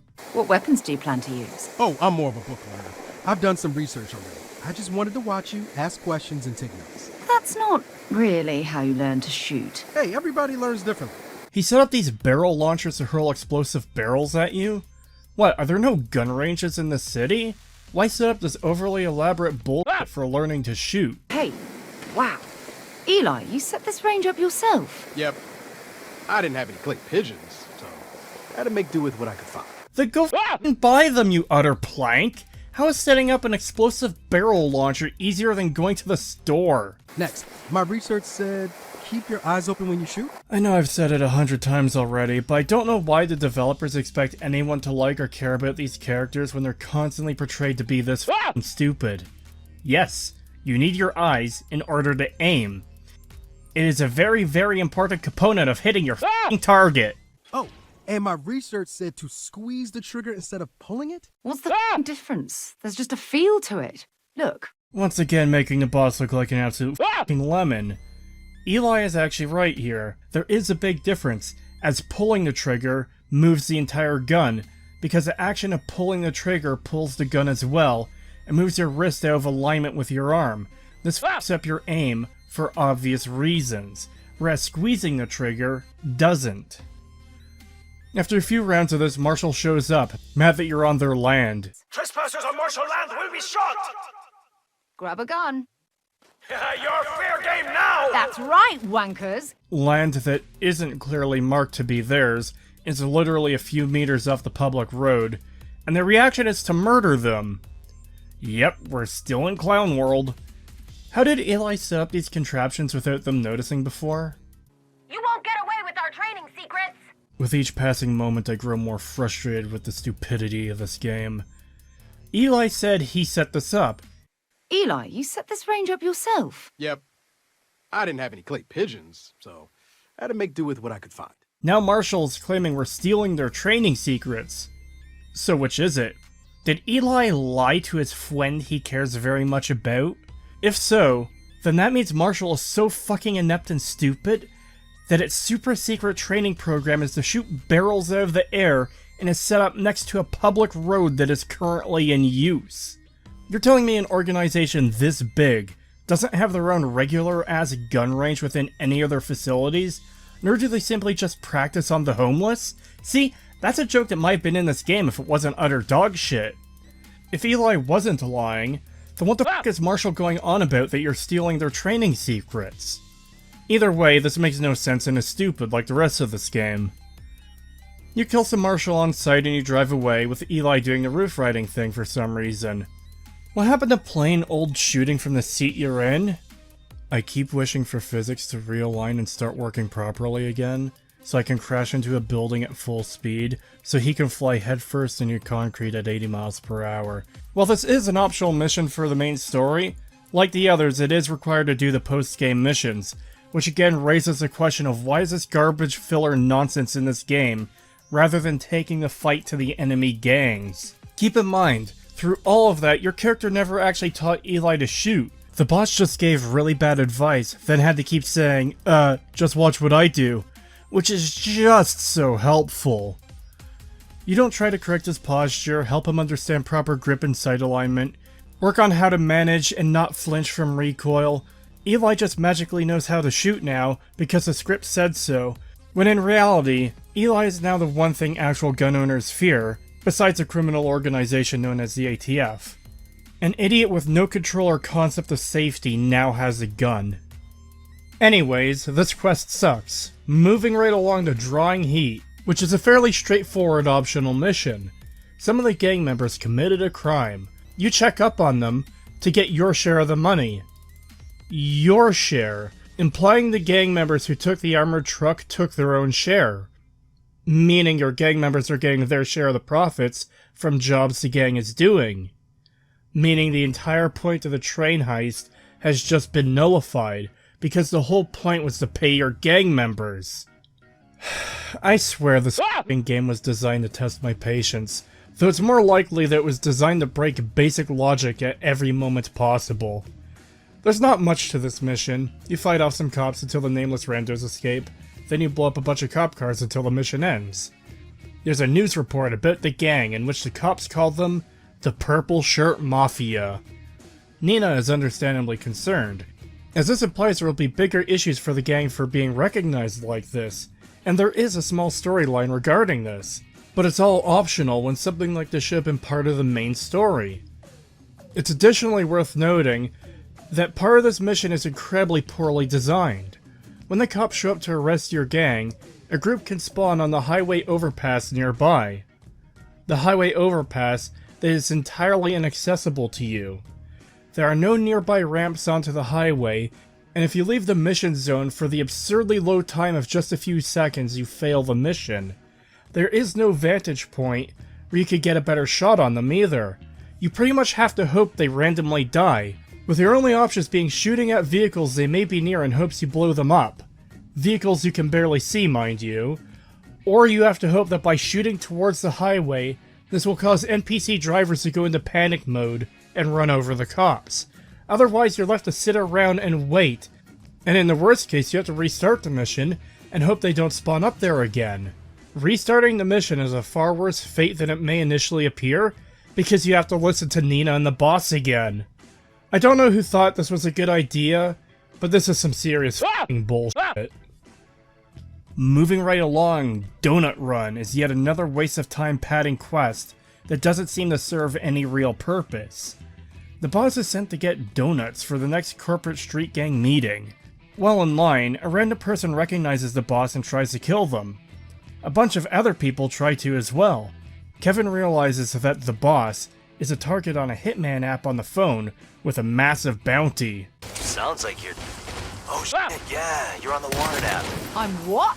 Anybody in town could be trying to kill you for the bounty. This sounds like he knew already and just remembered. If that's the case, Why didn't he tell you sooner? The majority of the quest is defending yourself from randos at the donut shop until Kevin shows up, defending his car from randos as he drives to his friends, who started the Wanted app, and defending their home as they try to take you off the app, as scores of more people show up to kill you. Also, they only agreed to remove the boss from the app because they put them on the Wanted app with an equally high bounty. There's no follow-up on this in any way during the main story either. You never find out who wanted you dead so badly and had the money to pay. By the way, how does Kevin know these guys? Because he f***ed them, of course. So how do you know these two hacker guys? They Wanted, back when it was a dating app. Dated one of them. Both. We had a really special week together. There's also this really dumb back and forth, where they have a vote on changing their policy to take people off the app. Oh, I'm sorry. We never curate user content on the Wanted app. Corporate policy! Yeah? How about I put you two gits on the app? Wait, what? We got more users incoming. We'll hold them off if you two clean up this mess. Motion to amend corporate policy? Second! All in favor? Aye! Motion passes! Hurry! Take us all off! I don't know why they can't just get right to it. Also, it looks really shitty when these NPCs are locked in place until their scripted dialogue ends. Much of the game is like this. Additionally, this app has even worse ramifications for the entire world. This is an app that exists, and is so public that you have hundreds of people in this small town trying to kill you to get the bounty. Can anyone just submit a name to this app and offer to pay big bucks? If so, is there some way to track this money or anything? Cause what if you say put a hit out on your significant other for 10k? So a bunch of randos go gung-ho crazy and off them, so you could collect a life insurance policy for $1 million. Is that first-degree murder in this universe? It can't be because the Wanted app exists in the public space, and people that put out the bounties aren't charged. Ergo, the police and government allow this to operate as a legitimate business. Wait, that in itself is completely f***ed. So what if you put the mayor, or the governor, or even the president on this app? The wacky weird bullshit doesn't excuse this, because the implications are absolutely insane. After that, we get Corporate Retreat. The Nawali calls to prepare for the train heist. He shows up under the reasonable expectation that he'd be planning the heist, or acquiring materials necessary for the heist. Instead, they have a vacation day to do team-building exercises, so they could get to know the Nawali better and vice versa. It's exactly as inane and f***ing stupid as it sounds. I'm Kevin. Everyone calls me Kev. You're not wearing a shirt. Less shirt, more power. I'm not sure that's how it works. Yeah, don't try to figure it out. I'm Neenah. It's nice to meet you. Yes, a pleasure. So, shall we plan the heist? No. I thought you called me here because you wanted to prepare for the robbery. Correct. So we are planning the heist? No. Okay, I must admit, I'm confused. What are we doing? Team building. What? Look, you don't know us, we don't know you, but we're putting our lives in each other's hands, so we need to be on the same page. Eli threw out the idea that we should spend a day doing some team-building exercises. You know, so we can really get a sense of camaraderie. We have hats. I thought we agreed to use the fleur. This is better. I'm with Neenah. I have so many questions. And that, my friend, is what team building is all about.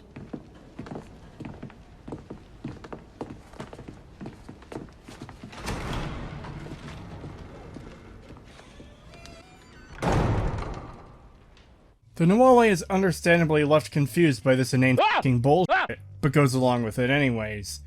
At this point, he's by far the most likable character in the game, and feels the most like a character that might have been in the original games. Check it out. The best RV money can rent. While continuing with the trend of making these characters pathetic and unlikable, the rented RV thing comes up a few times in this mission. Towards the end, when the group is being attacked by Marshall, Eli is worried about the deposit for renting the RV, and the RV being destroyed as a fail state, even including a comment that Eli can't get his deposit back now. Christ almighty, this is irritating as fuck. You are a gang, a criminal street gang involved in numerous criminal operations. A mission as pointless and stupid as this wouldn't exist in the original Saints Row games. but if it had, Johnny Gat wouldn't have f***ing rented it. He'd have stolen it, and would make some kind of comment about the original owner being in the hospital or dead, or being threatened with either to give up the RV. And he wouldn't give a single flying f*** if it were destroyed. Yes, an important vehicle being destroyed during a mission has been a fail state before, but that is in missions where you need to keep using said vehicle, or it is important for plot reasons. Even when it's parked and you don't need it anymore, the RV being destroyed is a fail state because of Eli's f***ing deposit on it. Anyways, everyone gets to choose an activity. Neenah decides to paint over a Panteros mural. I'm up first, and I brought the spray paint. I know a place in Mercado that's just begging for a Saints mural. Isn't that Panteros turf? All the more reason. All right, we get to see the magic happen. So we are engaging in common vandalism. Excuse me? Hold on, it's not vandalism, it's art. Damn right it is. Art made illegally. With spray paint. Look, Neenah's brilliant. It will be an amazing mural for everyone to enjoy, you'll see. Are you sure we shouldn't be planning the heist? Yes, I planned today to be just for fun. This is what you do? Painting? I thought you were criminals. No, yes. This is Panteros turf. Neenah ran with him before we started the Saints. So for her to be here, putting up our colours... She's showing defiance in the face of her enemies. This, I understand. The Nawali naturally thinks this is a dumb waste of time, until he has to rationalize it as showing defiance to her enemies.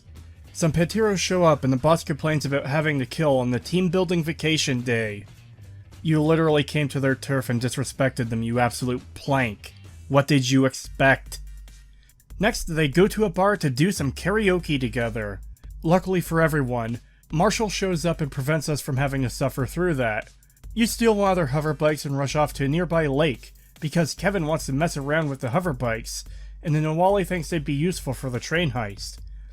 As it turns out, the lake has a bunch of idol members here. That's how Kevin knew it was a good spot to hang out. Kev, what the hell? This place is crawling with idols. Yeah, that's how I know the spot. There's jet skis here. This motherfucker is so stupid that he thought a regular idol's hangout spot would be a good place to fuck around. After killing the idols, Marshall shows up again and chases the group. The Nawali decides his activity for the team building day is to kill the fuck out of the Panteros, idols, and Marshall, who follow the group back to his hideout. And thus begins the Nawali becoming infected with the inane stupidity of the main cast of this game, like a virulent plague eating through his established character to devolve him into the perfect form of stupidity. But we'll get to that later. That said, the virus is already working its way through him, as he gets even worse by the cutscene at the end of the mission, where he's referencing some of the dumb things they've mentioned throughout the mission in a jokey sort of way. Love Shack? We haven't done Love Shack since Ghost Pepper Night. Kevin, we do not talk about Ghost Pepper Night. It's true. I cannot recall having a more memorable time. Same here. Not since Ghost Pepper Night. Kevin, we do not speak of Ghost Pepper Night, eh? I'm sorry. There is no cure. We're gonna have to put him down. I guess what I'm saying is, I know you're looking at the heist as a one-and-done sort of thing. You know, a debt that you're paying off, but it doesn't have to be. Paying off a debt? Motherfucker, you two are already even. He owes you nothing. You put him in jail and then broke him out. The debt is squared. I genuinely wonder if the writers even understand what they wrote here, because it comes across as the boss being nothing more than an entitled c***, as if they feel the Nawali owes them for not only something he never asked for, not only for a job he was offered and wasn't required to do, but for freeing him of the imprisonment that the boss put him in the first place. Fuck right the hell off. Additionally, this mission will change your character's outfit to keep the stupid waffle cat hat on, so you have to go manually change it back. Finally, we get to the Great Train Robbery, with little to no setup. Just for a point of comparison real quickly, in Grand Theft Auto San Andreas, one of the very late game missions is robbing a casino, but it isn't a matter of saying, hey, let's do this thing, and then just doing it. There are numerous missions leading up to the ultimate heist, all in preparation for the big day. Getting the blueprints for the building, securing an armored truck, and police motorcycles to escort it, keycard access, and so forth. The lead up to the heist was almost a whole storyline in and of itself. This train heist is somewhat comparable, as in it's a big f***ing job that should be planned for, but it just isn't. You break out the Nawali to help you, and that's pretty much the extent of it. You do use the hover bikes from the corporate retreat mission, but acquiring that resource was entirely unplanned. So this climactic mission towards the end of the game just kinda happens because they decided to do it. With no planning, no real build-up in any way that makes sense, with no overarching story, all for the sake of not completing some personal goal, nor to better the gang overall, and not to take down an enemy gang, but because they needed to pay their glorified employees that the game insists are gangsters, which the game itself undermines by showing them getting paid for doing a job. The mission starts off with a short cutscene where the boss gives the Nawali a knife. One of the ones they ordered during their depression shopping binge. Stop bringing up this plot point. It's fucking embarrassing you included this in the game at all. We don't need to be reminded of it repeatedly. Also, why the fuck would you give this guy a knife?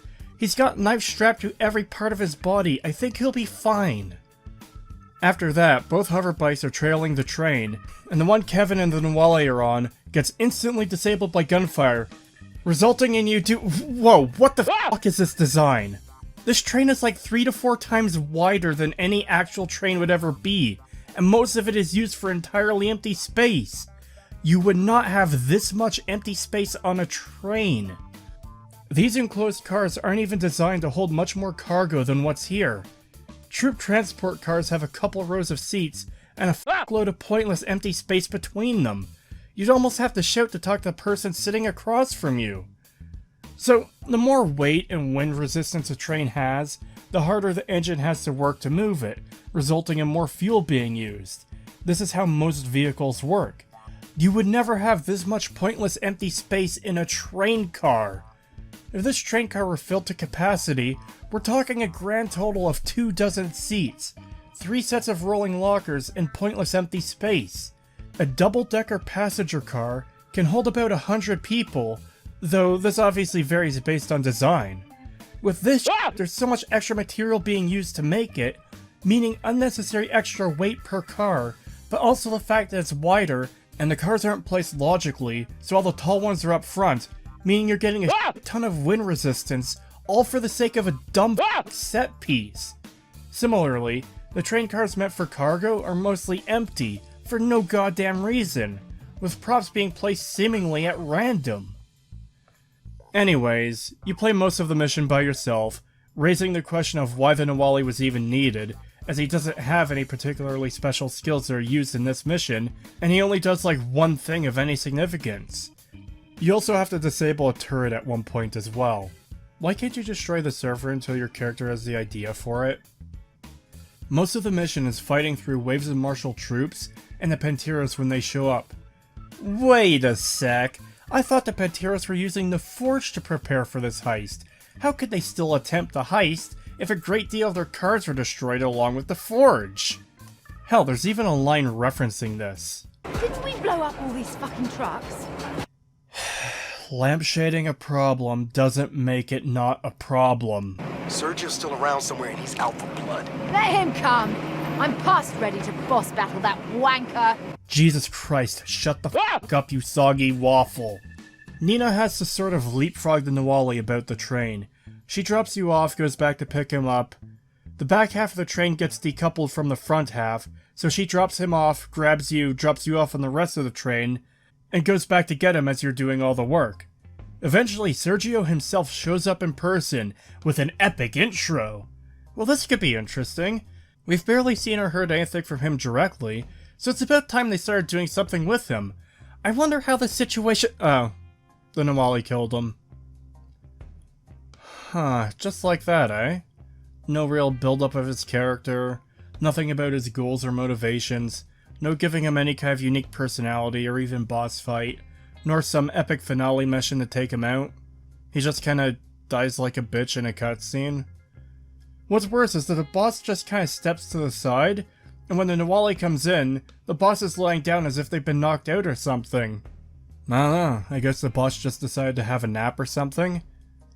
Why the f would you wipe the blood off on your shirt? You fight through a small section of the train with him before getting separated. You're locked in a car with several smoke grenades going off and martial soldiers come in to fight you. Somehow, you've lost communication with the Nawale despite still being able to talk to Neenah and the others. After you get through that car, the game finally reveals why this train is so goddamn wide. A tank like this could probably fit onto a normal flatbed train car, however for gameplay, it would be very easy to fail the mission here, as it would likely be easy for the tank to fall off or get stuck. So they just made it wide as a motherfucker and gave you a bunch of shit to blow up. Eventually a VTOL takes off and you're told to shoot it down. It crashes into the front, and we get to a cutscene. God. That is not a tank. What that was a fucking embarrassment.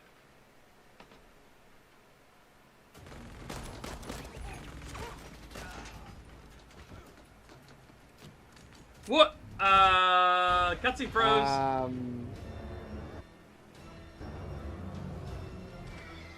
What the fuck is happening? Cutscene's having some issues, everybody. I don't know what's going on. Yeah, I don't know what's happening right now.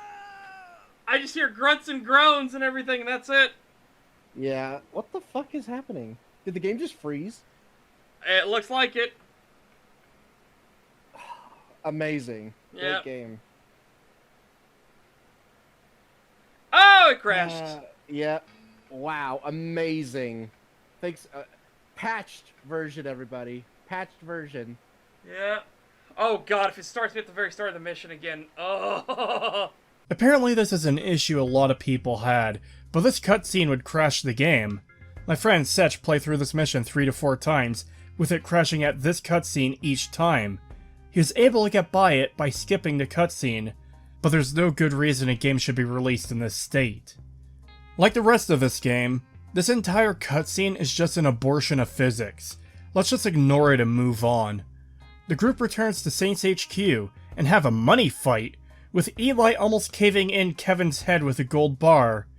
Once again showing an alternate timeline I would have preferred, but also showing how dumb these characters are once again. Not to mention, how did weak baby arms Eli of all people actually lift that gold bar to begin with? Gold bars are incredibly heavy, as gold is a very dense metal. Oh wait, it's this game. Physics don't apply here. So, what's the next step after that? I mean, maybe now we'll finally take the fight to the enemy gangs, right? I mean, it's about goddamn time. This is one extremely long prologue to get us to the point of actually going after the enemy gangs, of which some of the leaders have already been killed. In the original 2 games, there were a couple tutorial or early story missions to get things rolling, then you immediately get into taking each gang down, and we haven't gotten there yet. Maybe Sergio's second in command will take over the gang now. Who was the second in command again? Wait, what's that? He didn't have one? I'm starting to think this game, in a series all about taking out enemy gangs, isn't actually about taking out enemy gangs. Well actually, for the first time we get a mandatory main story mission where the initial intent is to f**k with an enemy gang, and it not just being part of the mission by happenstance. Well, maybe.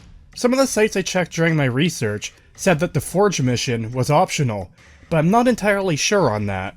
In Going Overboard, the boss had Kevin steal the Hummingbird Codex back from the idols. Which means there's one thing left to do. How do we make a statement? Well, we just robbed a money train and killed Sergio in a particularly horrific fashion. Oh, so you ripped out Sergio's heart. I was there for moral support. It doesn't matter, because word on the street is that the Nawale was a one-man wrecking crew. The Saints didn't get any shine from the heist. So, we're gonna need something that establishes us as an institution. How the fuck is this a story that everyone is spreading? The boss literally did 95% of the work. Kevin suggests stealing the Hummingbird Codex from the idols. The big dumb McMuffin that everyone wanted, but it is never explained what it is or what it does or why it's so valued or important. The Panteros wanted it, Marshall wanted it, the idols took it and kept it safe, and now the Saints want it seemingly for no other reason than everyone else wants it too. They also say Hells Yeah with a Z numerous times through this mission. F***ing stop. You fight through a nearby marina to get to the vault containing the McMuffin, only to find out it's a fake with a bomb and you're locked in the vault. You disarm the bomb, and the idols realize this. Now, what is the most logical thing to do here? Well, if the vault has ventilation, you could just take a page from Mr. Plinkett's book and f***ing gas them like the hookers in his crawl space. If you don't want to do that, then just f***ing leave the door locked for like a week, or even a month, just to make sure they're dead. They've got no way to get out themselves, and the chances of anyone being able to get to them, at least as far as the idols are concerned, is low to none. Instead, the idols decide to open it up and do this the fun way, which roughly translates to dying horribly to the unstoppable force that is the player. Realizing that the McMuffin isn't here, Kevin says it's probably at the idol's HQ, on a yacht in the middle of the lake. You take an idol's jet ski to get to the yacht, and the controls for this thing are absolute dog shit. The game directs you to ramp onto the yacht even though you shouldn't need to. You fight your way through the ugly boat to the book, which also has a bomb that you disarm. Then plant the bomb in the control room of the ship. Why not plant it below the water level so you'll just sink the damn thing? An explosion isn't guaranteed to catch anything on fire. The collective members you saw on screen earlier show up to shoot down your escape helicopter, and then you kill them. They also have a death animation for their mask, because of course they do. Remember earlier, how the spinny idol moron sometimes takes a selfie mid-combat? Well, the collective members do too, and several nearby idols will all crowd around them when they do. Urge to kill rising. The bomb explodes, you escape to a boat, and Kevin drives around wasting time as the idols chase you, even going off f***ing ramps instead of just beelining for the shore. This is such an extensive waste of time that he drives so far out into the lake and loops around near the yacht again, only to go in a direction he could have gone in from the start. Hopefully it's more than clear at this point what I mean when I say most of this game is padded out. It's like the developers were too incompetent to come up with anything sensible for a game about gang warfare, and instead had to stretch much of it out like it's doing here. Anyways, that's it. That's the mission. What does the book do? Still no f***ing idea. I suppose this is an instance of nothing being better than anything, because these writers are clearly too inept to not make it stupid and annoying. We do get a cutscene where the boss talks up how great the Saints are to rally their gang. Who messes with the Saints? No one! I said, who messes with the Saints? No one! You're goddamn right, no one. The Saints aren't a flash in the pan. We're here to stay.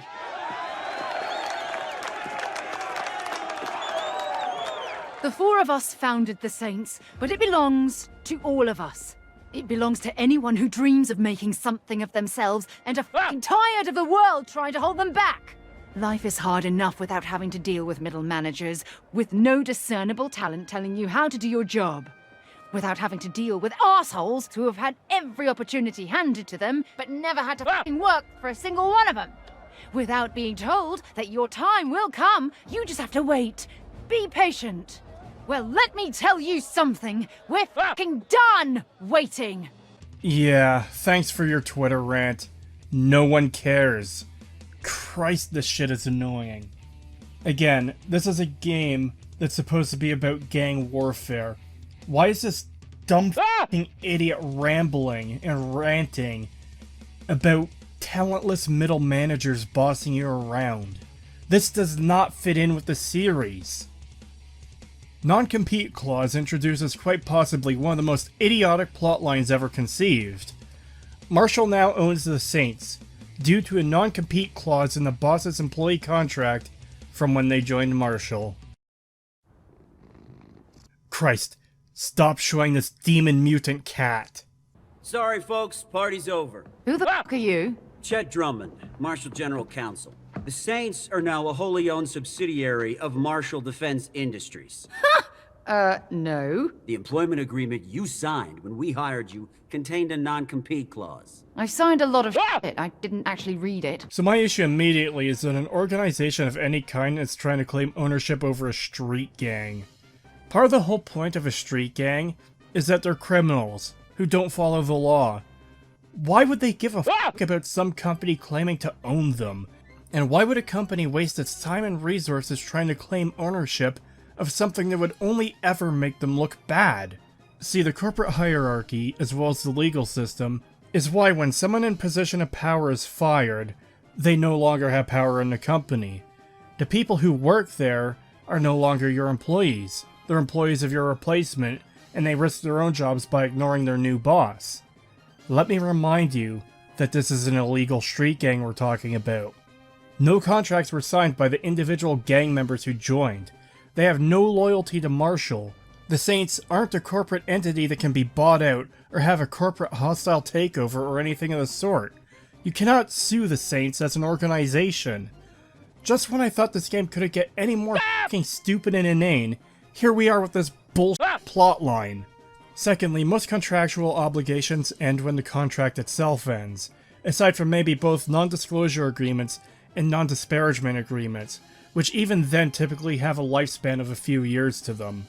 The point of a non-compete clause is to prevent you from competing against your employer, or revealing their trade secrets, or taking their customers due to your existing business relations with them, and even then, they can be hard to enforce sometimes.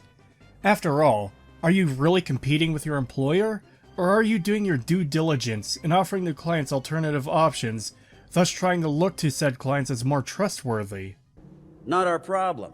By attacking Marshall interests, to wit, the Frontier Prison, our cargo train, and various other assets, you became a competitor. So, what's your point? Pursuant to Article 9, Section 12, Paragraph 36A, you have surrendered all rights and ownership of the Saints to us. Yeah, that's not how that works. At all. This is absurdity. If you work for a company, get fired, then blow up their office, you're not a competitor for them. You're a psychotic vandal who will likely go to jail. The Saints don't run a prison. They don't run a cargo train. Nor do they offer official, legally sanctioned protection services. They haven't taken your customers for any legitimate business deals, and they're not selling your trade secrets. They are a gang of criminals. Well, they're supposed to be a gang of criminals, but the writers of this game are inept. Violating a non-compete also doesn't typically grant ownership of your organization to your former employer. You can be sued for damages, and possibly even held to the clause, preventing you from working for their competitor for a time, but that doesn't mean your company is suddenly owned by them, especially with no actual court case to decide it. This is just fucking stupidity on every level. Eli? Oh my god, he's right.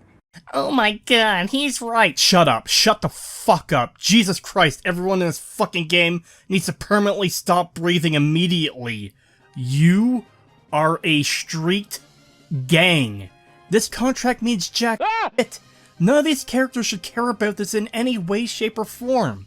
This is what I've been referring to for this whole video now. These people are stupid and pathetic and don't act in the way that any actual gang member ever would. CJ would have told this guy to fuck off, and if he persisted, CJ would have either threatened or killed him.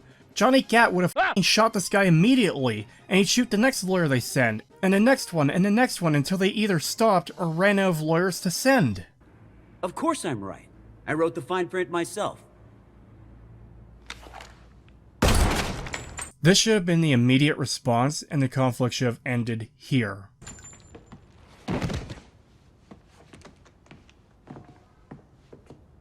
You are aware that didn't solve the issue, right?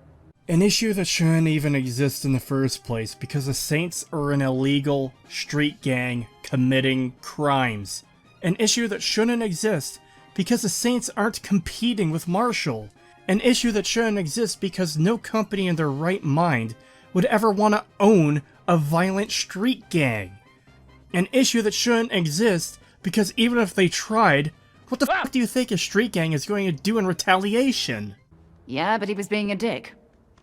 I said stop showing that fucking ugly mutant cat. Fuck! Oh, and through the drive to Marshall headquarters, Eli goes on and on about how Atticus will fight them with red tape, it's a binding legal document, killing him won't solve anything, yada yada yada. I think the most obnoxious part is that this game is insisting so fucking hard that this dumb fucking plotline is one ever worth taking seriously when you're a street gang. You sell drugs, you kill people, you commit insurance fraud, you dump toxic nuclear waste in the city, You steal shit frequently, all among the other criminal enterprises you set up throughout the game. None of these f***ers cared about red tape when selling illegal drugs, or robbing a payday loan office, or killing scores of people. The game also wants us to take this seriously and think it's a real issue when it's not. It's a very, very special kind of annoying, where the logic of the situation is so beyond f***ing broken that it boggles the mind how anyone could have thought this was a good idea to write. That anyone would care or take this seriously. What happens if Atticus Marshall fires the boss from the Saints? Would Neenah, Eli, and Kevin not follow the boss's orders anymore? How about the random street gangsters who joined because they like the Saints, or because they want to learn to kill as good as the boss does? Are they going to respect the boss being fired by a company that suddenly claimed to own the Saints? Are they afraid of being fired themselves? This is a plot that simply cannot and would not exist and does not work. This is peak dumb fuckery and I hate it. I hate that no one within the game is pointing out the fucking obvious, and I hate that the developers thought that this was a good idea, that this was a good mission to put into the game, that it made any kind of logical sense when it doesn't. I've talked about things not making sense before, but this makes negative sense. This is anti-sense. And more than anything else, this is yet more pointless filler fucking bullshit. Oh, you... Ugh! God! Choking on my own rage here! This is how you're going to end the conflict with Marshall. Really? It's not that you f***ed with them so much that they're coming at you in force. It's this absurd, ridiculous, petty, stupid, limp-wristed fucking plot about them legally owning the Saints now. So now you've got to use the system against them? Because that's what this ends up being. Most of this mission is fighting through Marshall's HQ, only to find Atticus had fled the building when you arrived, leaving Myra Starr there, who agrees to help you dethrone Atticus from the company by tanking the stocks so the board will vote him out and she'll give the Saints back to the boss.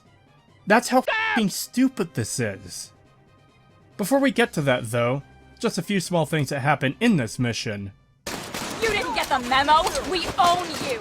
It really is the logic being used, that the gang would just roll over and accept Marshall as owning them. The developers really thought this was a plotline that made any sense. So, did you really think you could just waltz into my building and take your little Saints back? This assault is nothing more than a temper tantrum. You go ahead, shoot whomever you like. I'll rehire. Destroy the whole building. I'll rebuild. And it won't change anything. I'll still own you, because I have more lawyers than you have bullets. I'm pretty sure the amount of bullets in the USA vastly outnumber its population, let alone the population of lawyers. This is also more of the game trying to justify why this idiotic plot totally isn't idiotic. Also, I'm pretty sure if the people part of a street gang you own come into your building and kill your employees and even destroy it, that looks bad on you and your company. They throw in this rebuilding the building line as if a skyscraper being leveled is a slight inconvenience and not the catastrophe it really is. I'll still own you, because I have more lawyers than you have bullets. I'm pretty sure the amount of bullets in the USA vastly outnumber its population, let alone the population of lawyers. Mate, have you heard of the term hyperbole?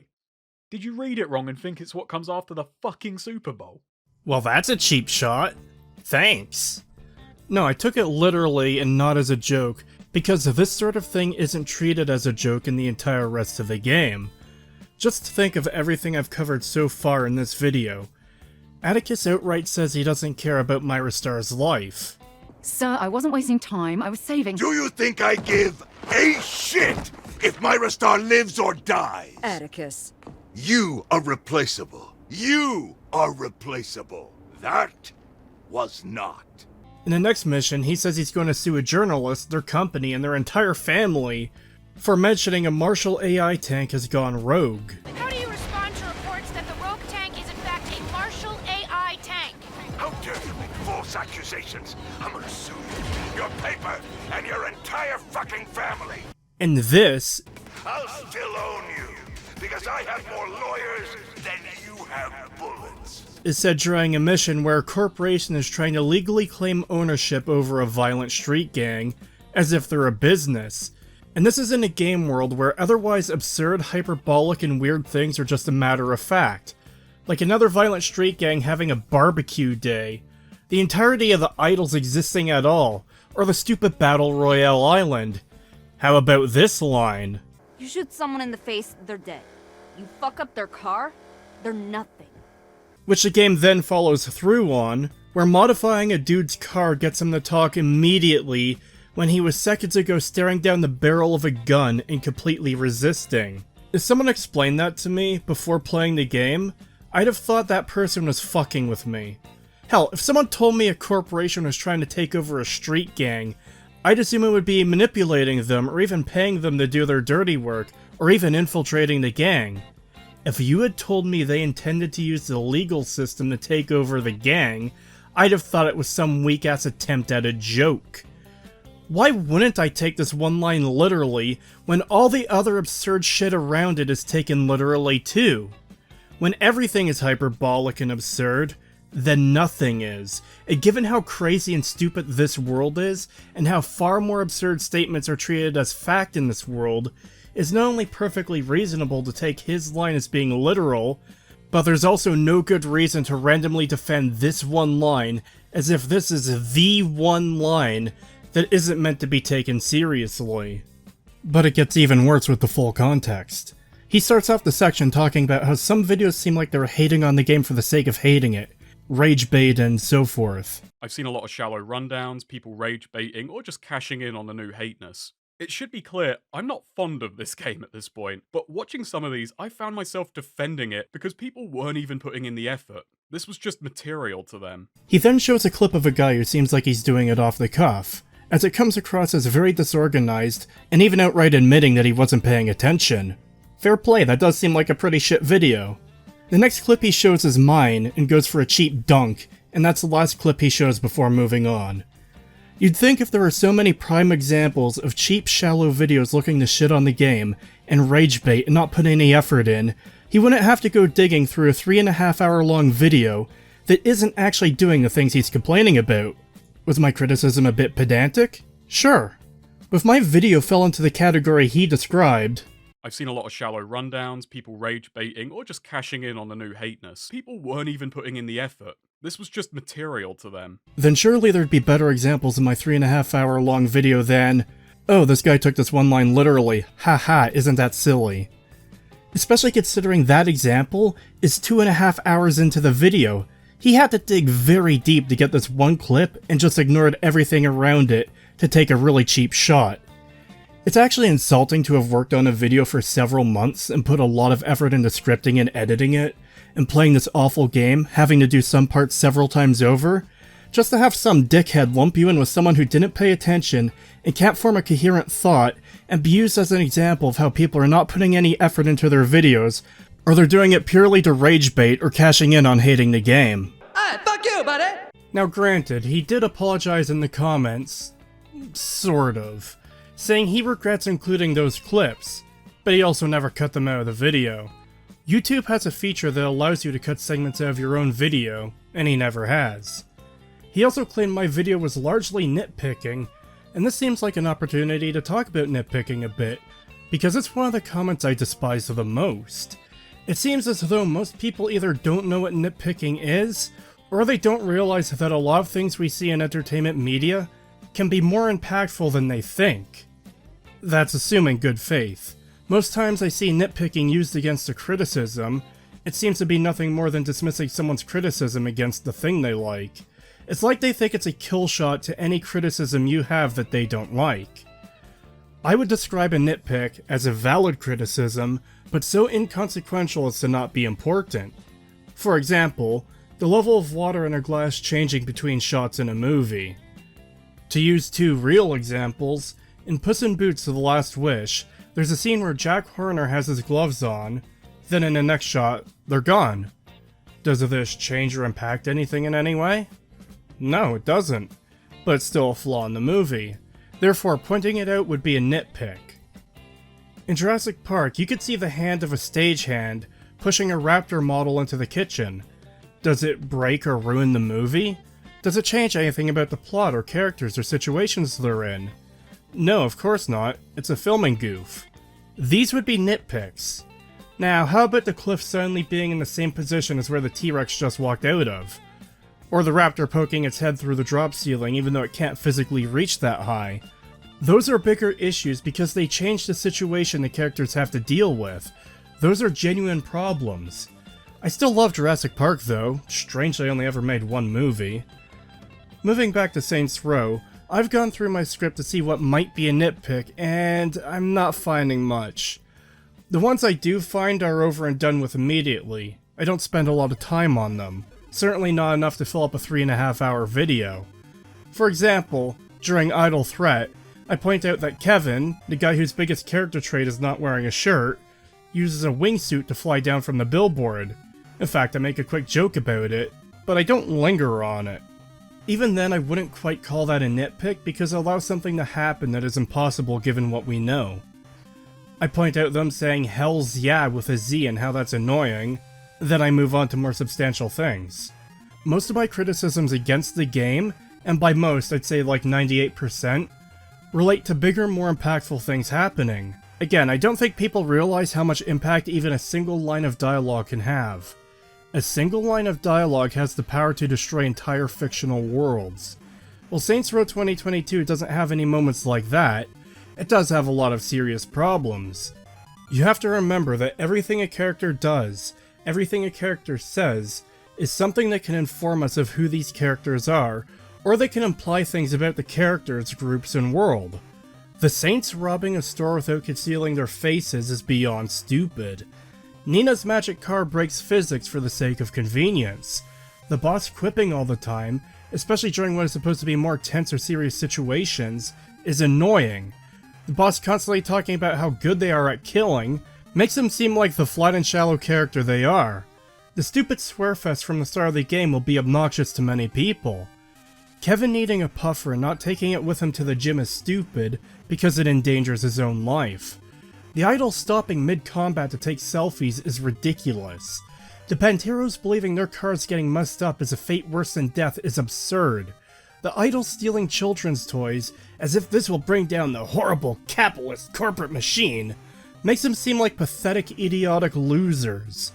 The boss and Neenah not immediately realizing their friends are in mortal danger makes them look incredibly stupid, especially since they were just talking about their friends being at the party they were just told was going to be attacked.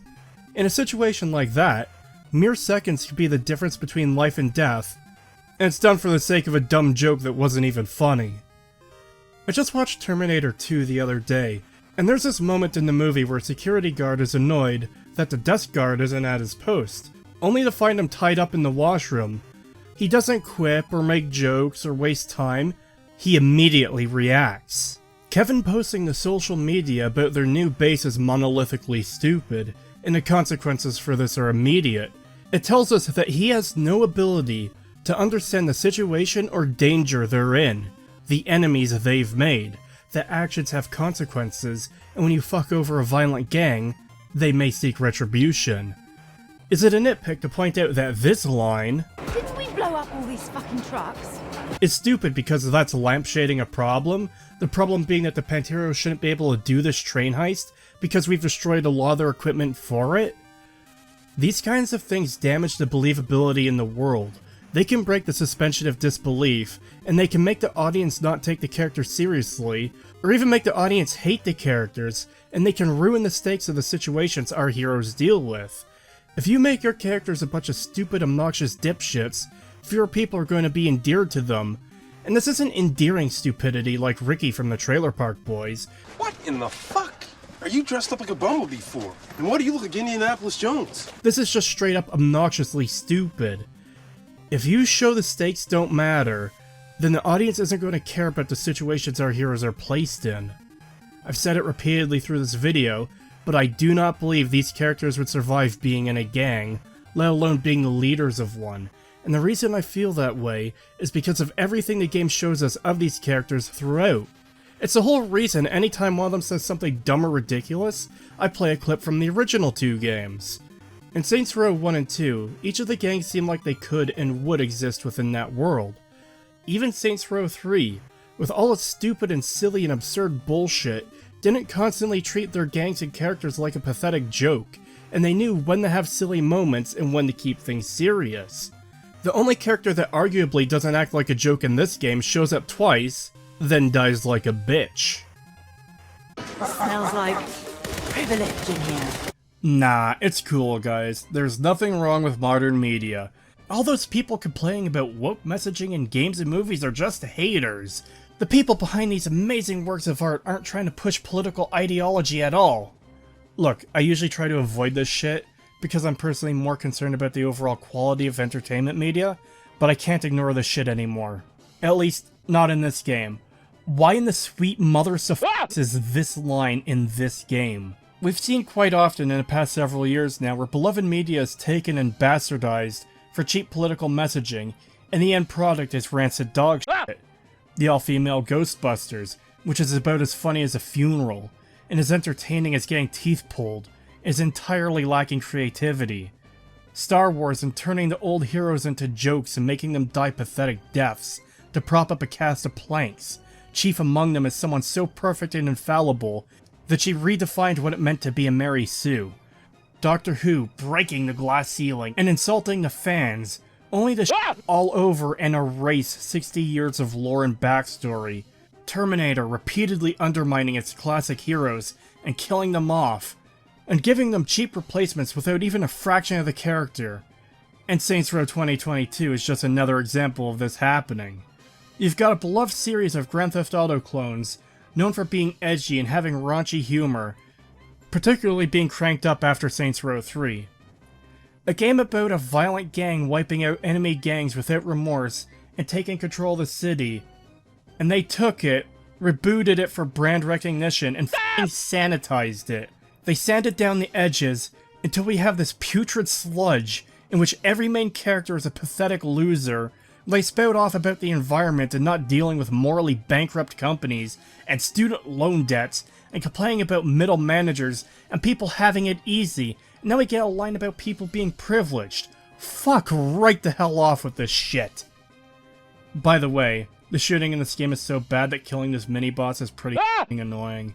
He has a short cooldown where you have to shoot the two glowy things to expose another glowy thing that will do damage to him. If you miss a few shots or have to reload, you're f***ing have to wait until he goes on cooldown again. More of this game wasting your time rather than creating interesting fights. Severance Package is the follow-up to the previous mission. You get some override codes from Myra Star for an AI tank that Marshall has developed. Most of the mission is simply blowing shit up with it to tank company stocks. No pun intended. Now stocks falling so hard and achieving the goal, that should be it, right?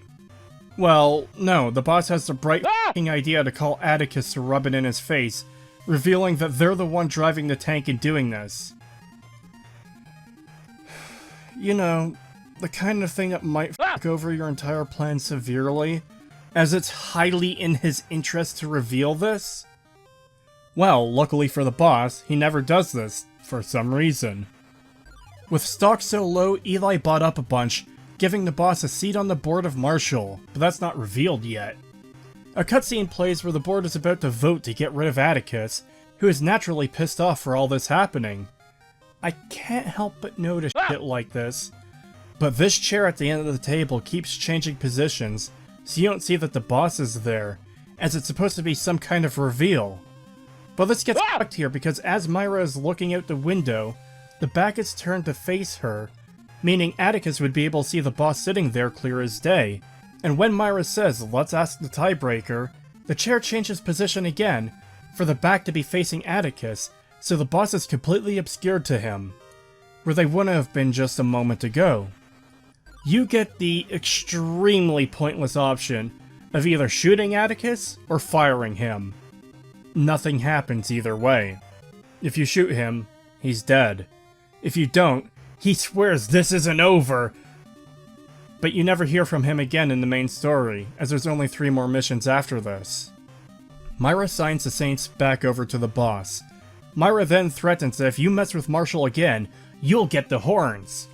Spoiler, this doesn't happen. If you haven't started enough criminal ventures yet, and if you haven't completed at least 2 of them, you can't move on to the final missions yet. But once you do, we get Afterparty. It starts with a cutscene echoing the start of the game, though it changes the setup to be different. The idiot crew are standing outside looking at the restored church, saying, "We built this," as if they weren't already in the party. The boss stays outside as the others enter. Then the Nawali shows up. Heard there's a party. Hey! It's good to see you, man. I've been thinking a lot about what you said. About the Saints. I've been alone for a long time. I always viewed friends as a liability, a weakness. But I was wrong. Seeing you with Kev, Neenah, Eli, they really make you stronger. Yeah, they really do. I want to know what that feels like. Well, let's go!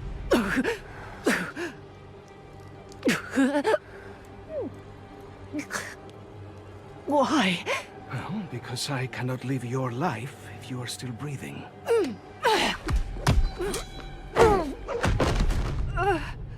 I find it f***ing hilarious that his head clips through her hat here.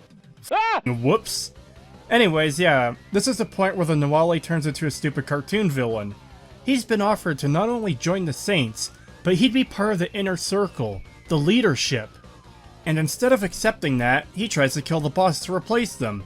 As if anyone is just going to accept that. Look, you have a lot of heart, but let's face it, I'm just a better version of you.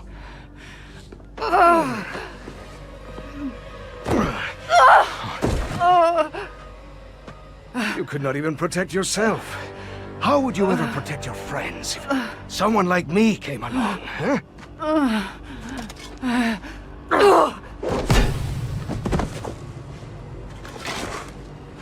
I think the developers realized they forgot to make any kind of proper antagonist, because the enemy gangs and Marshall weren't the core focus of the story. In fact, you could almost say there was no real core focus to the story. And they realized they needed to end this somehow. So now the Nawali is just crazy and evil for this final showdown, even though there's been no build-up or hint towards this sudden heel turn. This is for the best. Do not worry. I'll keep our friends safe. What kind of fucking logic is this? I really don't get it. We're all friends and like each other, and work well together, but I'm a better version of you, so I'm just gonna kill you and take your place, but don't worry, I'll keep our friends safe. What the fuck is this writing? As if this game wasn't fucking insufferable enough, we get sent to the gayest possible version of the Shadow Realm. Once again, this is more padding on the game because of the utter ineptitude of the developers to create something that isn't complete dog shit. You slowly walk through this place, seeing things that remind the boss of their friends. Neenah's car, with a spotlight shining on it, and repeating one of her lines of dialogue from earlier about her family. The second and last time they're ever mentioned. My family's so far away, you know? My family's so far away, you know? Literally just a reused line.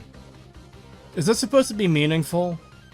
Then Eli's whiteboard is there, as if it's special or something.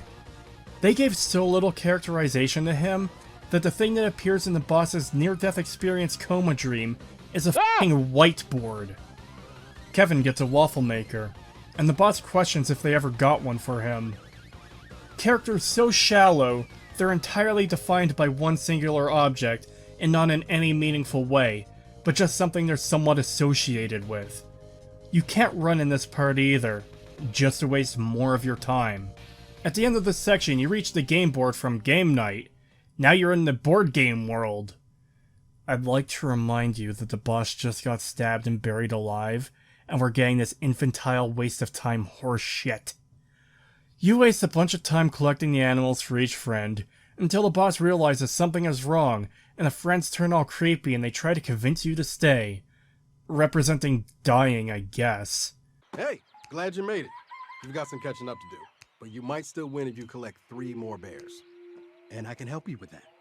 If you get me 7 measly little llamas, I will give to you this extremely valuable bear. 7-1. That's highway robbery. But I'm in.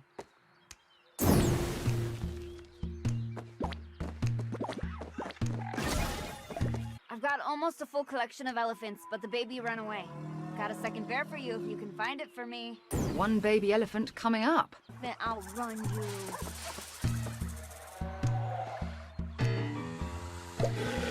Don't run. It's okay. Snail strategy tonight. Find me 3 snails, and I will give you this bear I just happen to have in my hand. Last bear for the win. They're hiding, but come on. You can outsmart snails, can't you?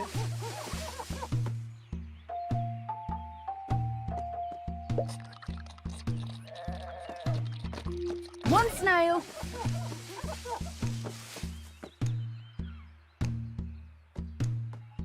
Oh, sodding snakes.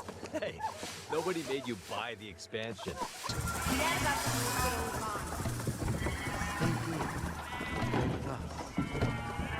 Last bear for the win. This is so fucking insufferable. Inside the bar, the boss realizes what happens and tries to escape the corrupt demonic nightmare board game land, with a friend saying mean things to them as the boss approaches each of them, while the Nawale taunts them and laughs at them. Help! Anybody there? I'm here.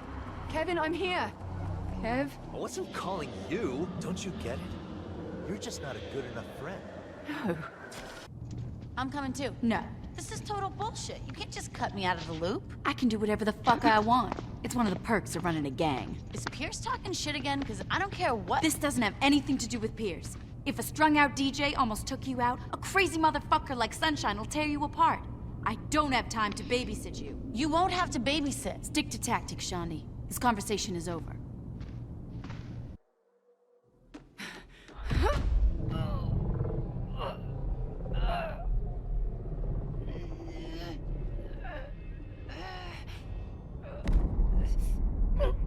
What? Why can't I move? Because you can't do anything right. You ruin everything. That's why you needed me. Now you're dead, and everything you built is mine. Your friends are mine, your empire is mine. The Saints are all mine. Like hell they are.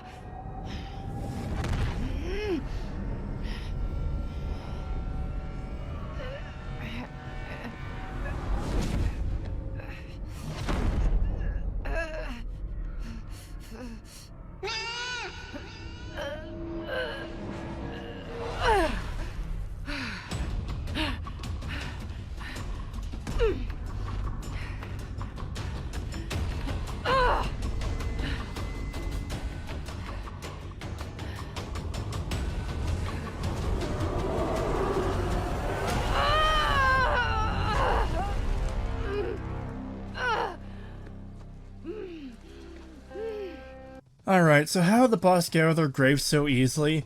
I mean, at the start of the game it was a giant mound. Not enough to simply fill in the hole, but a whole ton more. Oh, in this version of reality, the Nawale didn't even finish burying you for some reason. F***ing why? Why would he not finish burying you?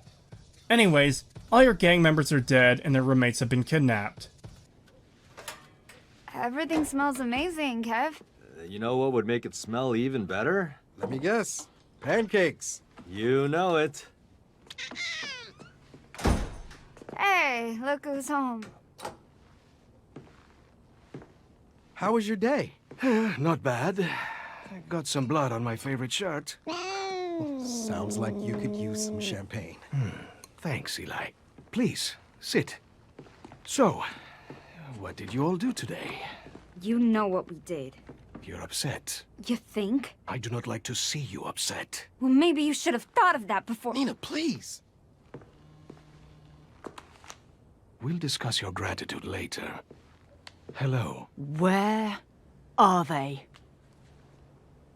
They're safe. I am coming for you, motherfucker! Good. It'll save me some time. I'm sorry. That threw me off. Okay. We'll try this again with a little more energy. And Kev, be sure to have some club soda ready, eh? I don't want this stain to set. Everything smells amazing, Kev. What the fuck is even happening here? Okay, so the Nawali hangs his gun on the key rack, just as the boss did at the start of the game, and he's got a movie set replica of their home that he's forcing them to roleplay as themselves in, and he's forced Kevin to wear a shirt. No, really, what the fuck is this shit? What is this supposed to tell me? Besides that the Nawali is crazy as fuck. Is that the entire point? Is that he's literally just a madman doing nonsense because he is actually crazy? Because that's all I'm getting from this. And there has been nothing in the entire rest of the game to set this up in any way. Same as the betrayal. At every point, he seems sane and acted fairly logically given the situations we see him in, and at absolute worst, he started getting infected by the stupidity of these characters. But now he's just turned into a demented weirdo, seemingly obsessed with acting out his fantasies of having friends by kidnapping people who were actually friends to him. It's total nonsense. This immediately leads into high noon. The boss says they need guns. However, your gun stash is either locked or emptied for some reason. The game disallows you from using any aircraft you've got stored, nor does it allow you to use your stored vehicles. So you use whatever car is out front, and you have to sit through the voicemail messages of the morons as the boss desperately tries to call them and leaves messages. The boss goes to the Nawali safe house, takes his guns, which is really just your guns in his armory. Some of his nameless gang members show up and you kill them. It is a failed state to not kill them, with an incredibly short timer to return to the zone, so if you're not expecting it, you're probably f***ed. The only lead the boss has is when the Nawali says to finish this where it began, meaning the Wild West town from the start of the game. It's amazing we've come such a long way for so much nothing this game has to offer. So much pain and suffering from having to deal with these characters and quests. All for it to be entirely pointless. The boss then puts on the stupid be your own boss motivational speech. There's no point to this. It's a bunch of meaningless claptrap, and as with the other times it's been forced on you, as with all the other times music has been forced on you for missions, you cannot turn it off. Part of the grand finale of the game is listening to this chuckle fake motivational speech, rather than something epic or tense. Hey, remember when one of the final missions of Saints Row 3 had holding out for a hero playing in a similar situation, where you're racing to save Shondi?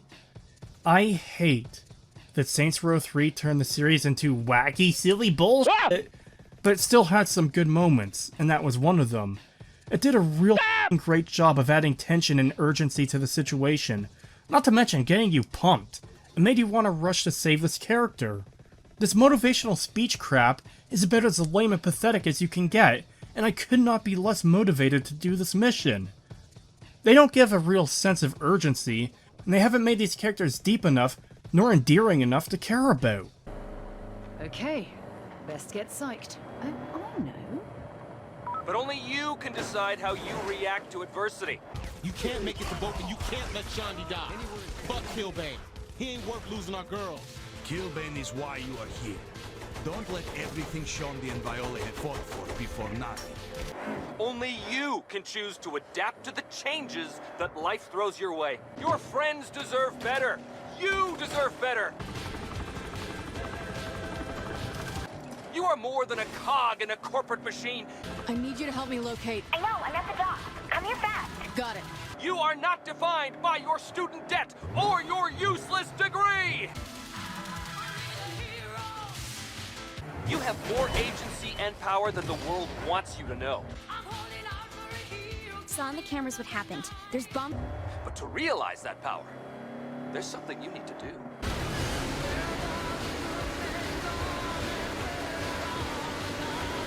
You need to be your own boss.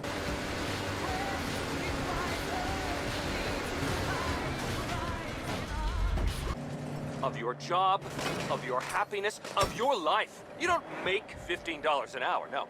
You're selling hours of your life away for 15 bucks a piece.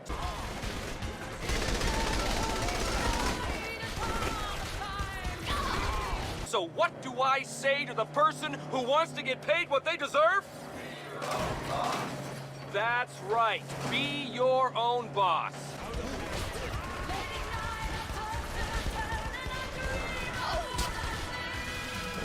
Anyways, you eventually make it back to the Wild West town, only for this stupidity to happen. You gonna come out and face me, or do I gotta come to you like last time? See you soon. Alright, here's the deal. You motherfuckers know where your boss is keeping my friends. So how about you just tell me, and then I can be on my way. Any takers? I know it's not likely, but, you know, I figure I should do due diligence. It's really in your best interest. I only need one of you alive to tell me what I need to know, and the odds of it being you is pretty... You know what? Fuck it, I tried. So they surround the boss but don't do fucking anything. One of them easily has the drop on the boss but doesn't kill them. And they just let the boss ramble the fuck on instead of doing anything, while all these copy-pasted enemies just kinda stand around like idiots, until the boss shoots one, and none of them even react. Then once the cutscene is over, you're no longer surrounded. You kill the nameless gang members, then you kill some more, and some more, and some more, until the boss finally realizes that the Nawali isn't here. Then you kill even more gang members, until the game decides to play this ridiculous cutscene. Dude, I've had a long f***ing day. Can we please be reasonable people? I can't... You're gonna say you can't tell me because the Nawali will kill you, then I'll say, if you don't tell me, I'll kill you. And we're just gonna be right back to where we started, so let's just skip that part. No, I was gonna say I can put the address in your phone. Oh. Yeah, no. That'd be super helpful. You mind unlocking it? Oops, sorry about that. You're a maniac. Well, you know, I have a lot of practice and pent-up rage. I hear that. Parents? Alimony. Anyway, secret bunker address is in there. Thanks, man. I'm George, by the way. You're an alright guy, George. When you wake up, you should stop by the church. The saints could use a guy with some common sense. Oh! Now, let's see if my biometrics still work on this VTOL. God, the boss just reminds me of the absolute lowest tier of Marvel humor. Early on, it was handled well in the MCU, but it's devolved to a point of simply characters making unfunny quips almost non-stop, and that's basically what the boss is. I am so fucking tired. Why would you punch this guy out when he just helped you, and doesn't seem intent on harming you in any way? Just fucking let him go, man. This leads directly into the final mission of the game, Showdown.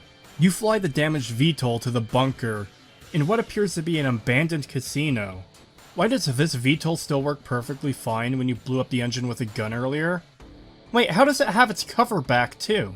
Enjoy the afterlife. Quite entertaining. You weren't in the afterlife, you dumb f***. You weren't dead. Got a bloody VTOL, you dumb You can't even slow me down.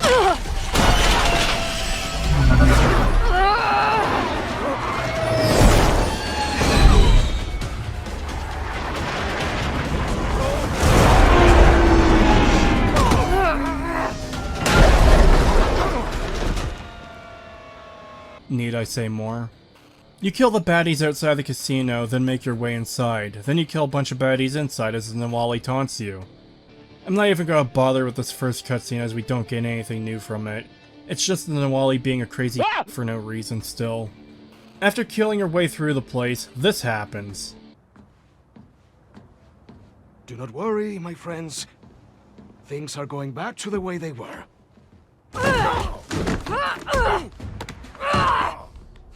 Shoot him. Shoot him in the fucking head. Do it!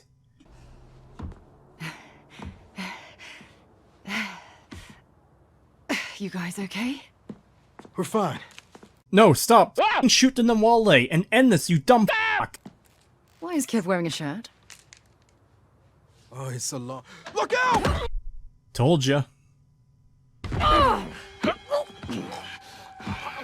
Don't you see? You were never meant to protect them! As in, it was never your destiny to protect them? You don't get it. They don't need my help. I need this. No. No, not really. If anything, you could argue these weirdos only really held the boss back. Eli was useless with a gun until you taught him how to shoot. and even then he's a pathetic weirdo that convinced you that Marshall owning the Saints meant anything. What does Kevin really do? I guess he knew the guys who made the Wanted app, but that entire mission was stupid and contrived as all hell. And Neenah? She's just kind of some f***ing bint. I guess she saved you that one time when she used her IRL hacks to turn gravity off. And remember, we're talking about protection here. You were never meant to protect them. You don't get it. They don't need my help, I need theirs!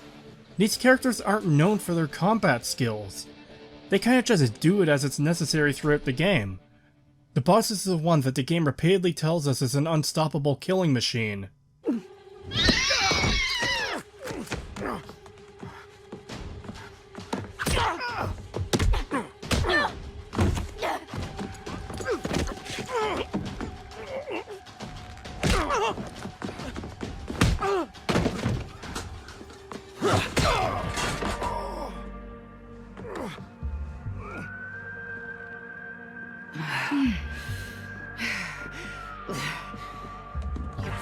Now, buddy.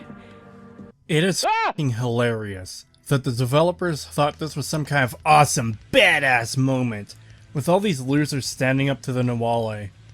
This turns into an overextended, poorly coded, and underwhelming boss fight. The Nawale will throw smoke bombs, then run off at super fast speed, but it doesn't always work, and he doesn't always throw them in the right place. He throws one immediately, and stands there for quite a while before running off. He also throws one at the top of the stairs nowhere near where he's even standing, and isn't useful to him in any way, then runs off. You chase him around until he runs through a set of doors that magically close behind him. You cannot open these doors until the roommates show up and open them for you. The chase continues until you reach another door that magically closes and won't open until the roommates tell you to go ahead. When Setch played, the Nawale bugged out and stopped moving at the first set of doors until his programming caught up with him and told him to run through. Why the f*** can the boss not open these doors without the roommates or their permission? It just goes to show how overly scripted this shit final encounter is. On the upper floors, the Nawale is now in a helicopter and you shoot it down with rockets and he lands on the roof. They try to have this epic sunset showdown thing that the game has not earned in the f***ing slightest. God, look how shitty and jittery this looks. Both the boss and the Nawale shoot at the same time, at fairly close range. Somehow he misses, and the boss's shot hits him, killing him. Hold on. Hold right the fuck up. Did you just f***ing fan the hammer on a goddamn Glock? A gun that does not f***ing have a hammer? You can even see this on the gun model in the weapon stasher in the store. Even at the f***ing finish line, this game can't help but fuck shit up in obnoxious ways. You ruined everything.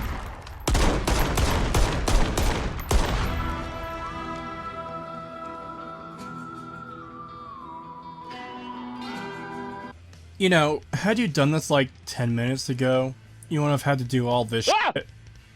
I'm actually really glad they all decided to sit down here and not leave the building that's on fucking fire. I like to imagine the floor collapsing from under them, plunging them all into their inferno, and killing them all. And that's it! That is the main story of Saints Row 2022. Yep, this is how it ends! What irredeemable fucking garbage from start to finish. Here we are at the end, and I don't even know what the point of the story was at all. Now there are a couple post-game missions, but that's really only to build the Saints Tower, and that is a massive grind costing millions of dollars, and fully completing every criminal venture. And honestly, I just don't care to see it. I don't see any point in wasting all this time doing all this side bullshit for the sake of building a tower I don't care about, for a gang I don't care about, and for people I don't care about. Maybe there's a tiny nugget of gold somewhere in this Mount Everest of shit, but I'm not going to be the one to find it. I'm done with this game, and I'm glad that I never ever have to touch it again. So, what is there to say? You never really took the fight to the enemy gangs. They just happened to show up frequently by happenstance, or because some other goal you had, such as helping JR, required you to go after these enemy gangs. This is a game where most of its main content is pointless filler. The Saints don't even exist until nearly the halfway point.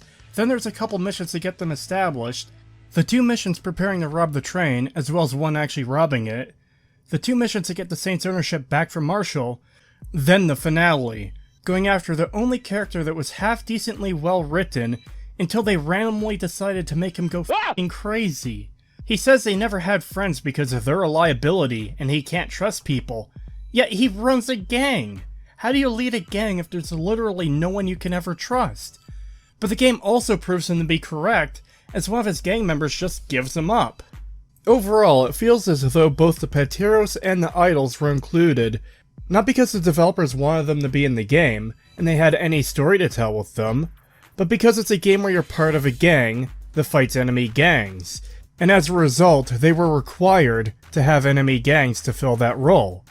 In all honesty, both of the enemy gangs and Marshall feel like an afterthought, but that then raises the question as to what they're even an afterthought to, as there seems to be no primary focus for the story of this game.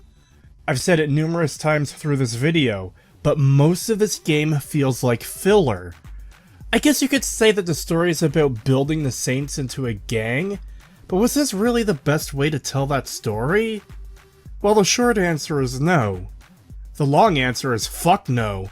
The problem is that most of the missions feel like you're meandering about aimlessly while not actually progressing anything in the world. In Saints Row 1, 2, and even 3, it felt like you were making a difference with each mission you did. In Taints Row, it feels like the enemy gangs were mandated to be there, and they're never given the same kind of personality or presence as the enemy gangs did in the previous games. Instead of the mission spending time building up both the Saints and the enemy gangs, or the world, or the characters, in any substantive or meaningful way, the missions in Taints Row only shows the Saints to enemy gangs and nearly every character to be stupid, pathetic, flat, and insufferable. I think that's why the writers put so much emphasis on the fact that Kevin never wears a shirt, because they were so inept at writing actual characters that they thought that not wearing a shirt was a unique and interesting character trait. I've said it 1,000 times and I'll say it again. This game takes every opportunity not to build these characters into not to be f***ed with gangsters, but only ever undermines any potential intimidation factor they might have ever had, and only ever portrays them as pathetic hipsters. The developers have taken a raunchy and edgy series about brutal gang warfare and turned it into the sanitized mush of distasteful nothingness, where jokes like rim jobs and freckle bitches is too spicy, where you frequently hear pandering to a particular set of political ideology, where instead of characters talking about killing motherfuckers, they talk about how they'd miss you if you died because you're their friend, where what is supposed to be a violent street gang is all concerned and worried about a legal contract that almost certainly wouldn't be held up in a court of law, and even if it could be, it's an illegal f***ing street gang. What are you gonna do, arrest them? You don't work towards taking down the enemy gangs, as in the previous games, but their bosses get killed in the main mission. Well, most of them anyways. Depending on how much of the stupid side content you do, you might not even kill all of the collective by the end of the game, leaving that as an unresolved loose end. If you leave Atticus Marshall alive, he vows vengeance, leaving that as an unresolved loose end. I'm not sure you could have butchered this entire thing harder if you tried. But speaking of the characters, let's talk about them in a bit more depth, shall we? Don't worry, this won't take long, because they didn't really give me a whole lot to work with here. And let's start off with our man, Sergio. What do we know about him? Well, we're told he's quick to anger and he's hard-headed. He shows up 3 times in total in the entire game. Once during the convoy, once during Neenah's car, and finally one last time during the train heist, where he immediately fucking dies. He comes across less as a villain or antagonist, and more like a plot device that had stopped being useful and was discarded, as were the Panteros, and we never learn enough about him to view him as anything more than the plot device he is. Even in the original Saints Row, where the writing wasn't super amazing, the main antagonists were all characterized fairly well. They came across as a force to be reckoned with, and all had their own way of doing things. There's so little to Sergio that you can't really say much about him. Ben King was a wise leader that didn't act rashly. He used his alliance with the police against the Saints, and his original intent was to end gang violence, even though that got away from him. He was also very slow to resort to extreme violent tactics, causing those directly under him to usurp his control and trying to kill him. Sergio is kind of an angry asshole, I guess. Hector Lopez, who already doesn't get much screen time, is characterized as being the more rational but firm leader of the two brothers, playing things carefully and trying to protect their alliance with the Colombians. Angelo, you are my brother and I love you. But if you let your dick fuck things up with the Colombians, I'm gonna cut it off. Forgive me, Hector. Don't let it happen again. ¿Y qué fue eso? Those pendejos in St. Row are the ones who took the shipment. With the Colombians arriving, we can't show any weakness. The Colombians are already here. All the more reason to settle this now. Victor, Angelo, gather your men together. It's time to tear Saints Row apart. While his brother Angelo Lopez is a hot-headed, reckless, and rash one who acts without thinking and destroys the Carnales' alliance with the Colombians. Sergio really cares about his car, I guess? William Sharp is the cold, intelligent, and ruthless leader of the West Side Rollers, who kills Lynn and attempts to kill Playa by locking them in the trunk of a car and pushing it into the ocean. He tries to get her friend Donnie to help him do so. He's also sarcastic and very clearly doesn't like Donnie or Lynn, seeming to simply put up with them until he realizes Lynn is a traitor. Once he dies, Price takes over, who is the opposite in some ways, seeking vengeance through pure brute force, rather than intelligent planning, but he's also shown to be someone whose friends are very dear to him. Sergio... I don't know. I got nothing. He's mean, I guess? Yelly man bad, sad face. I don't even think William Sharp, Hector Lopez, or Joseph Price are particularly strong or fleshed out characters, but they still got more depth than Sergio does. It's like Volition realized the gang needs a leader, so they made Sergio, then had him do basically nothing. The Collective, however, somehow managed to make Sergio look like he's got the depth of a goddamn ocean in comparison. There is nothing to them aside from being typical Idol members and having unique helmets from the others. There's no discernible personality for them, and they get so little screen time that there's basically nothing to work with as far as any kind of character analysis goes. There is so absurdly little here to work with that that's actually all I can really say on the matter of the Collective. The last two I haven't encountered aren't even a part of any particular mission, but side content. Atticus Marshall seems to be little more than a poor cartoonish stereotype of the quick-to-anger big boss who expects perfection and cares a little for others. Unfortunately, his characterization seems to end here as well, and I don't think there's much to say about him because we simply do not see enough of him to get any kind of grasp of who he is. It doesn't help that the game treats him more like a joke than any kind of actual antagonist. The Nawale is characterized early on as extremely competent and highly dangerous, a trait he keeps for most of the game. When not fighting against him, he's shown to be a rather reasonable and rational person, being understanding of having to follow orders, simply enjoying his freedom and walking in the fresh air, and being interested in this train heist, to which he is baffled beyond reason when he gets the team building day dropped on him. At first seemingly viewing the whole thing as nonsense, which it was, but he seemingly grows into accepting these weirdos, and by the end of the train heist, all seems fine. Only for this version of the Nawale to die, and get replaced by a psychotic skinwalker Nawale, whose goals and understanding of the world make no sense in the slightest. I'm still completely baffled as to why the writers decided to take this direction with him, turning him into a stupid cartoon villain for no reason. It defies all logic and everything we've been told about this character from the start. This leads us to the boss. Killing Machine, an obnoxious jokey jokester. What more is there to really say? That seems to be the extent of the boss's personality. Playa, for obvious comparison, doesn't have much characterization in the original game, but they have a ton in the second, some of which depends on what voice you picked for your character. The version of Playa I had was a bit sassy, but overall, Playa is a badass, who didn't take anyone's shit and always cared about the Saints. Not in a sappy, we'll miss our friend if you die sort of way, but in a I'll fucking murder you and everyone you love for fucking with us sort of way. For fuck's sake, they bury a dude alive for ruining a funeral. Playa shoots up a courthouse to rescue Johnny Gat. Playa mixes nuclear fucking waste into tattoo ink to fuck with the Brotherhood. Then to take vengeance on them for killing Carlos, he locks Mayro's girlfriend in the trunk of her own car, places it in the derby arena to get run over by him, then tosses him the fucking keys so he could find his girlfriend's mangled corpse in the trunk. Please let me out of here!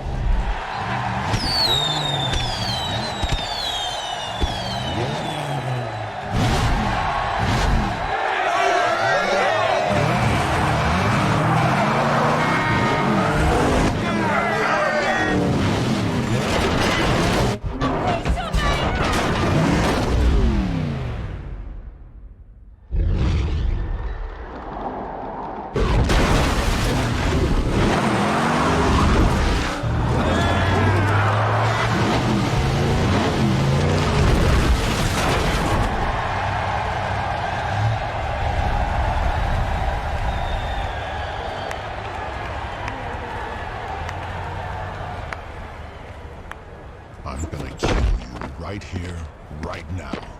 No, you're not. What's this? Do me a favor. When you check the trunk, just remember you should have offered me something better than 20%.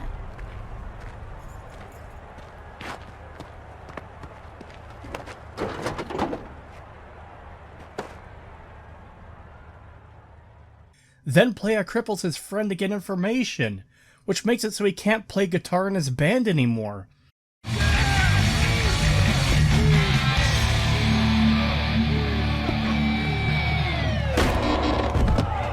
Back off.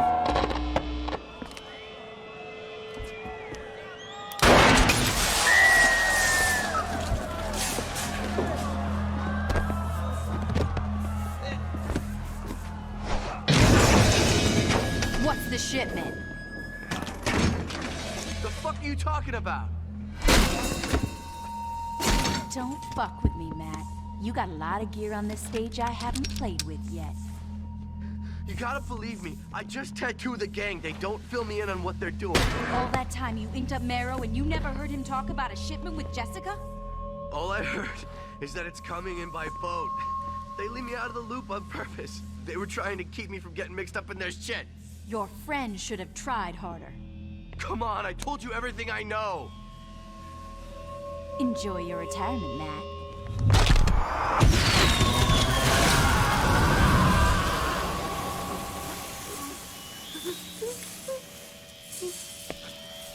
Hey, Shondi. You know anyone that works at the dock? Not really. Looks like you get to make some new friends. Merrick's got a shipment coming in by boat, and I want to get it before he does. Okay, I'll take care of it. Playa is a ruthless, cruel, and possibly even psychotic motherfucker who cracks wise when it's safe to do so, but gets down to fucking business when the going gets tough, and will do horrible things to their enemies to bring them down. The boss is an idiot who can't shut the fuck up for 5 seconds, and rambles frequently and aimlessly to the point of obnoxiousness. Their only discernible trait is being good at killing, which a game repeatedly beats you over the head with, and not much else is done with them. Playa never bragged about being good at killing like this, because there's more to them as a person, especially in Saints Row 2. Playa also never prattled on at fucking length for no good reason when surrounded by enemies, because those enemies also wouldn't pointlessly stand around and not do anything. Playa wanted them dead, and they wanted Playa dead, and neither side wasted their time on this stupid inane fucking bullshit. Seriously, what the fuck is this? Sure, the boss cares about their roommates, but fucking why? Some pre-established history we're never told about and is never explored? The starting point is that these people are already your friends. Playa cares about Gad and the others so much because they've worked with them, doing missions for the Saints. They've fought by each other's sides repeatedly, and that care isn't shown with the gang playing infantile children's games, or talking about how much they care about each other. It was shown by fighting alongside them, saving their asses, protecting them when they're down or unable to protect themselves. Neenah? I don't even know what I can really say about her. Does she have a personality to talk about at all? I guess she's girl. Oh yeah, she has her family, that's mentioned in one mission, then never again, and she cares about her car. That makes her super deep. Kevin's entire personality comes down to 3 things. He doesn't wear a shirt, he likes to cook, and he's bisexual, so he's 1,000 people and he's a sexual deviant. Kevin is, shall we say, a little tied up at the moment? Wow, I did not know that detail. Idols. Wait a minute. Kev's not the fun kind of tied up. Now I know some people are going to try to defend that last point by pointing at Shaundi in Saints Row 2, but they're handled differently. Shaundi having a bunch of ex-boyfriends in Saints Row 2 was more of a joke than anything else. Sure, you could argue that it was maybe a bit of a lazy way to give the gang key information, but the only other way that would have been presented was by nameless randos giving the gang the same info. They even lampshade it, when Shaundi hasn't actually slept with someone who has the information they need, so the Saints are going to have to get the information a different way for once. With Kevin, it often gets brought up in situations where it's not even relevant to anything, and they go out of their way to say he's into weird fetishy bullshit. Both Kevin and Neenah just kind of feel like they're there to fill out their group, and have slight ties to the 2 enemy gangs. Then we get Eli, the fucking dud. The guy who wants his street gang to operate like a fucking corporate entity that cares about superfluous bullshit over anything that a criminal organization would actually care about. Eli, the man so goddamn weak and pathetic that Steve Urkel could break him like a fucking twig. This is the crew that Volition decided to build the new Saints upon. No Dex, no Troy, no Julius, no Johnny motherfucking Gat. Watch yourself, Mr. Gat. Or what? You'll hold me in contempt of court? You're already planning on giving me the chair. You think I'd give a shit about you not liking me? Fuck off. I'm curious if you can keep your cavalier attitude when 2,000 volts are running through your body. Oh yeah? And I'm curious if you can keep acting like a douchebag when I shove that gavel up your ass.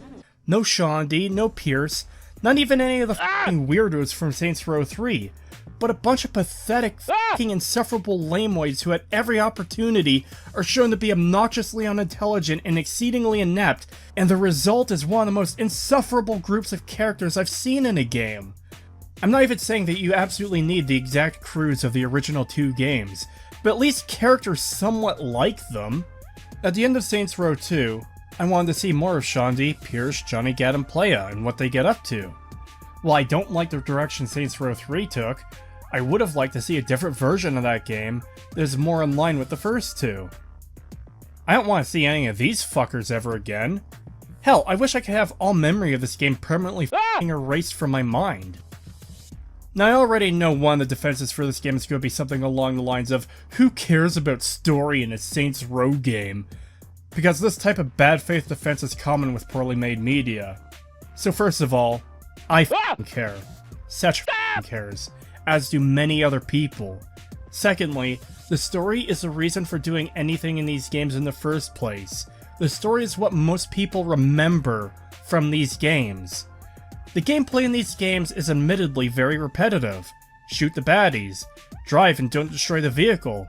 Shoot the baddies from the vehicles. Destroy the objects. And while it may come in many different flavors, the core essence is largely the same. Putting bullets into your enemies or their stuff. The difference is that a story you find compelling can leave you wanting more by the end. Which I did at the end of Saints Row 1 and 2. I wasn't tired of shooting scores of nameless generic baddies, nor was I tired of the setting of Stillwater, or the story of the 3rd Street Saints, because I found the story and characters of these games to be compelling and interesting.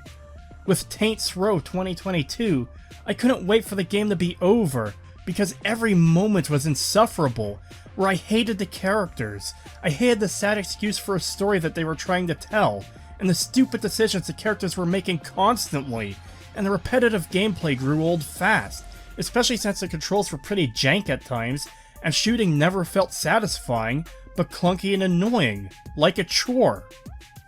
Playing Saints Row 1 on totally legitimate hardware, with an Xbox controller, was irritating at times, because aiming with a joystick is so shit, it was actually easier to make your character run back and forth, side to side, to land the crosshair over the enemy, than it was to aim the gun towards the enemy, and I'd still prefer doing that if it meant I got more content in the style of the original 2 games over any of the content in Saints Row 2022.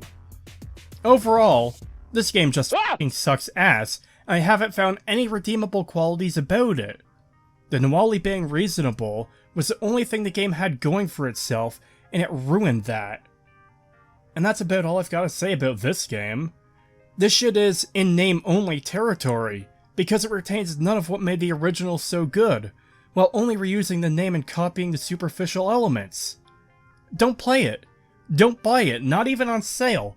If it's on sale for 1 cent, don't buy it, because it's still not worth it, and because it's going to be a waste of your time. This game is vile sludge, and the people responsible should be f***ing embarrassed for having inflicted this nonsense upon the world. Which reminds me, real fucking great look from the official Twitter account to be posting haters gonna hate gifs, and for one of the developers to post this shitty strawman comic because he couldn't take his shit fucking game being criticized for being the massive rancid turd that it is. No, Dingleberry, no one is telling anyone to stop having fun.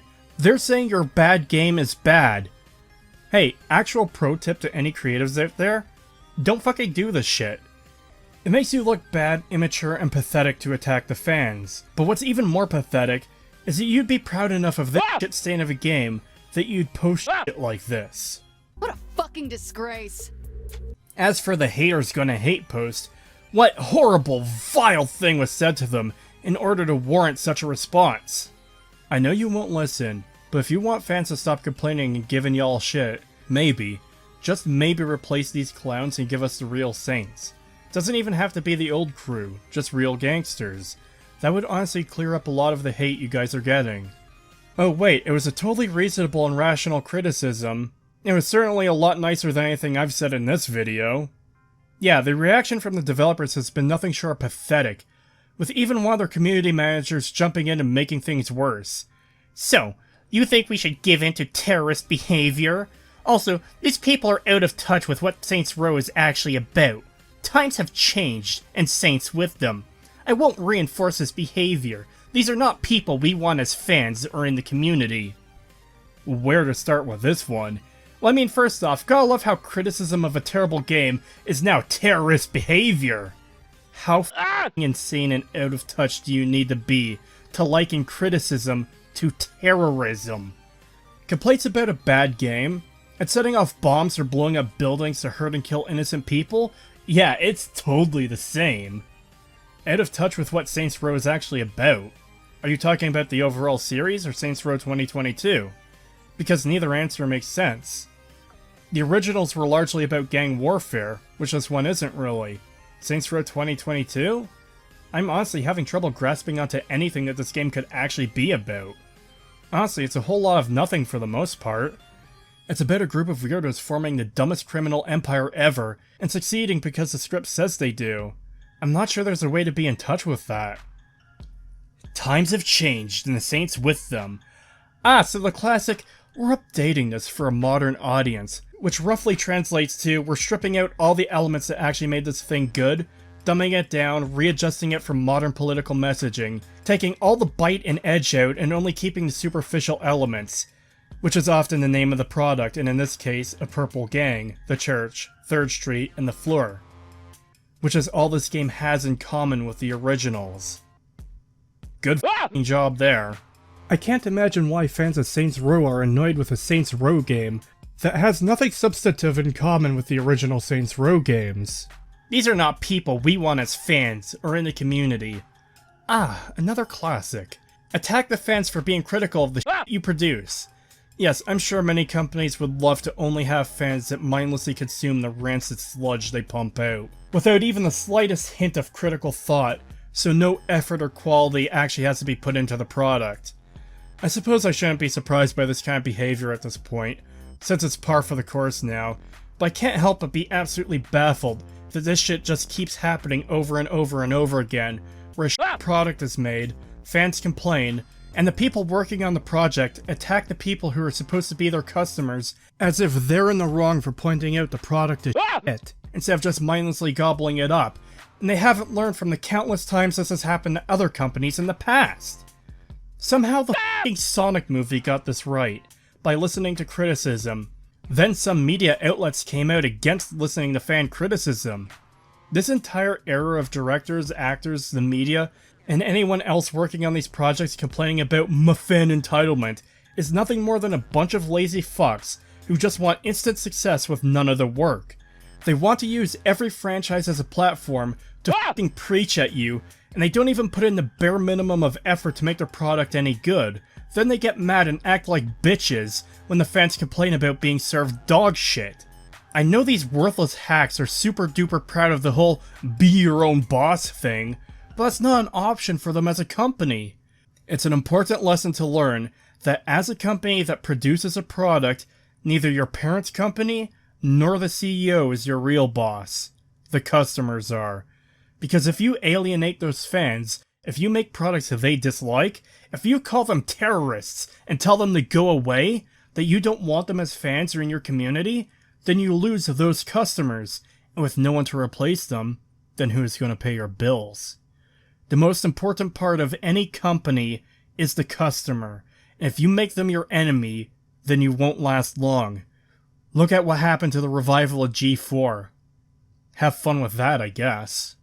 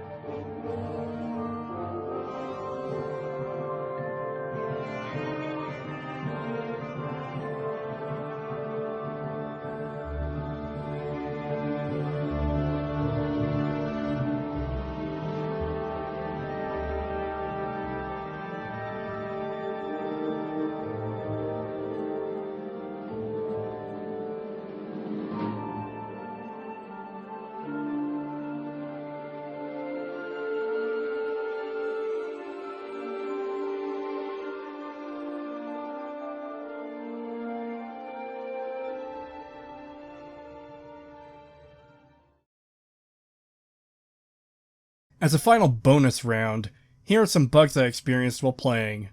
During the Neenah's car mission, one of the groups of Panteros I was supposed to kill didn't show up because they got caught in the world. In order to take them out, I had to leave the mission area and go back in before the time ran out a couple times.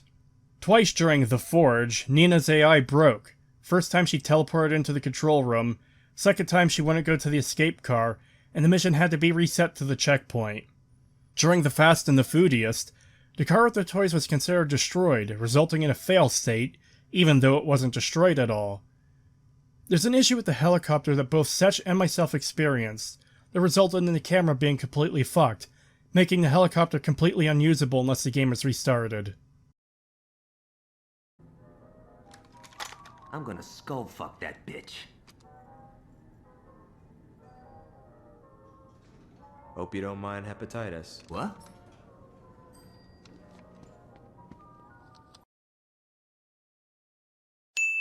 Hey, I finally made a video without mentioning Fallout. Fuck!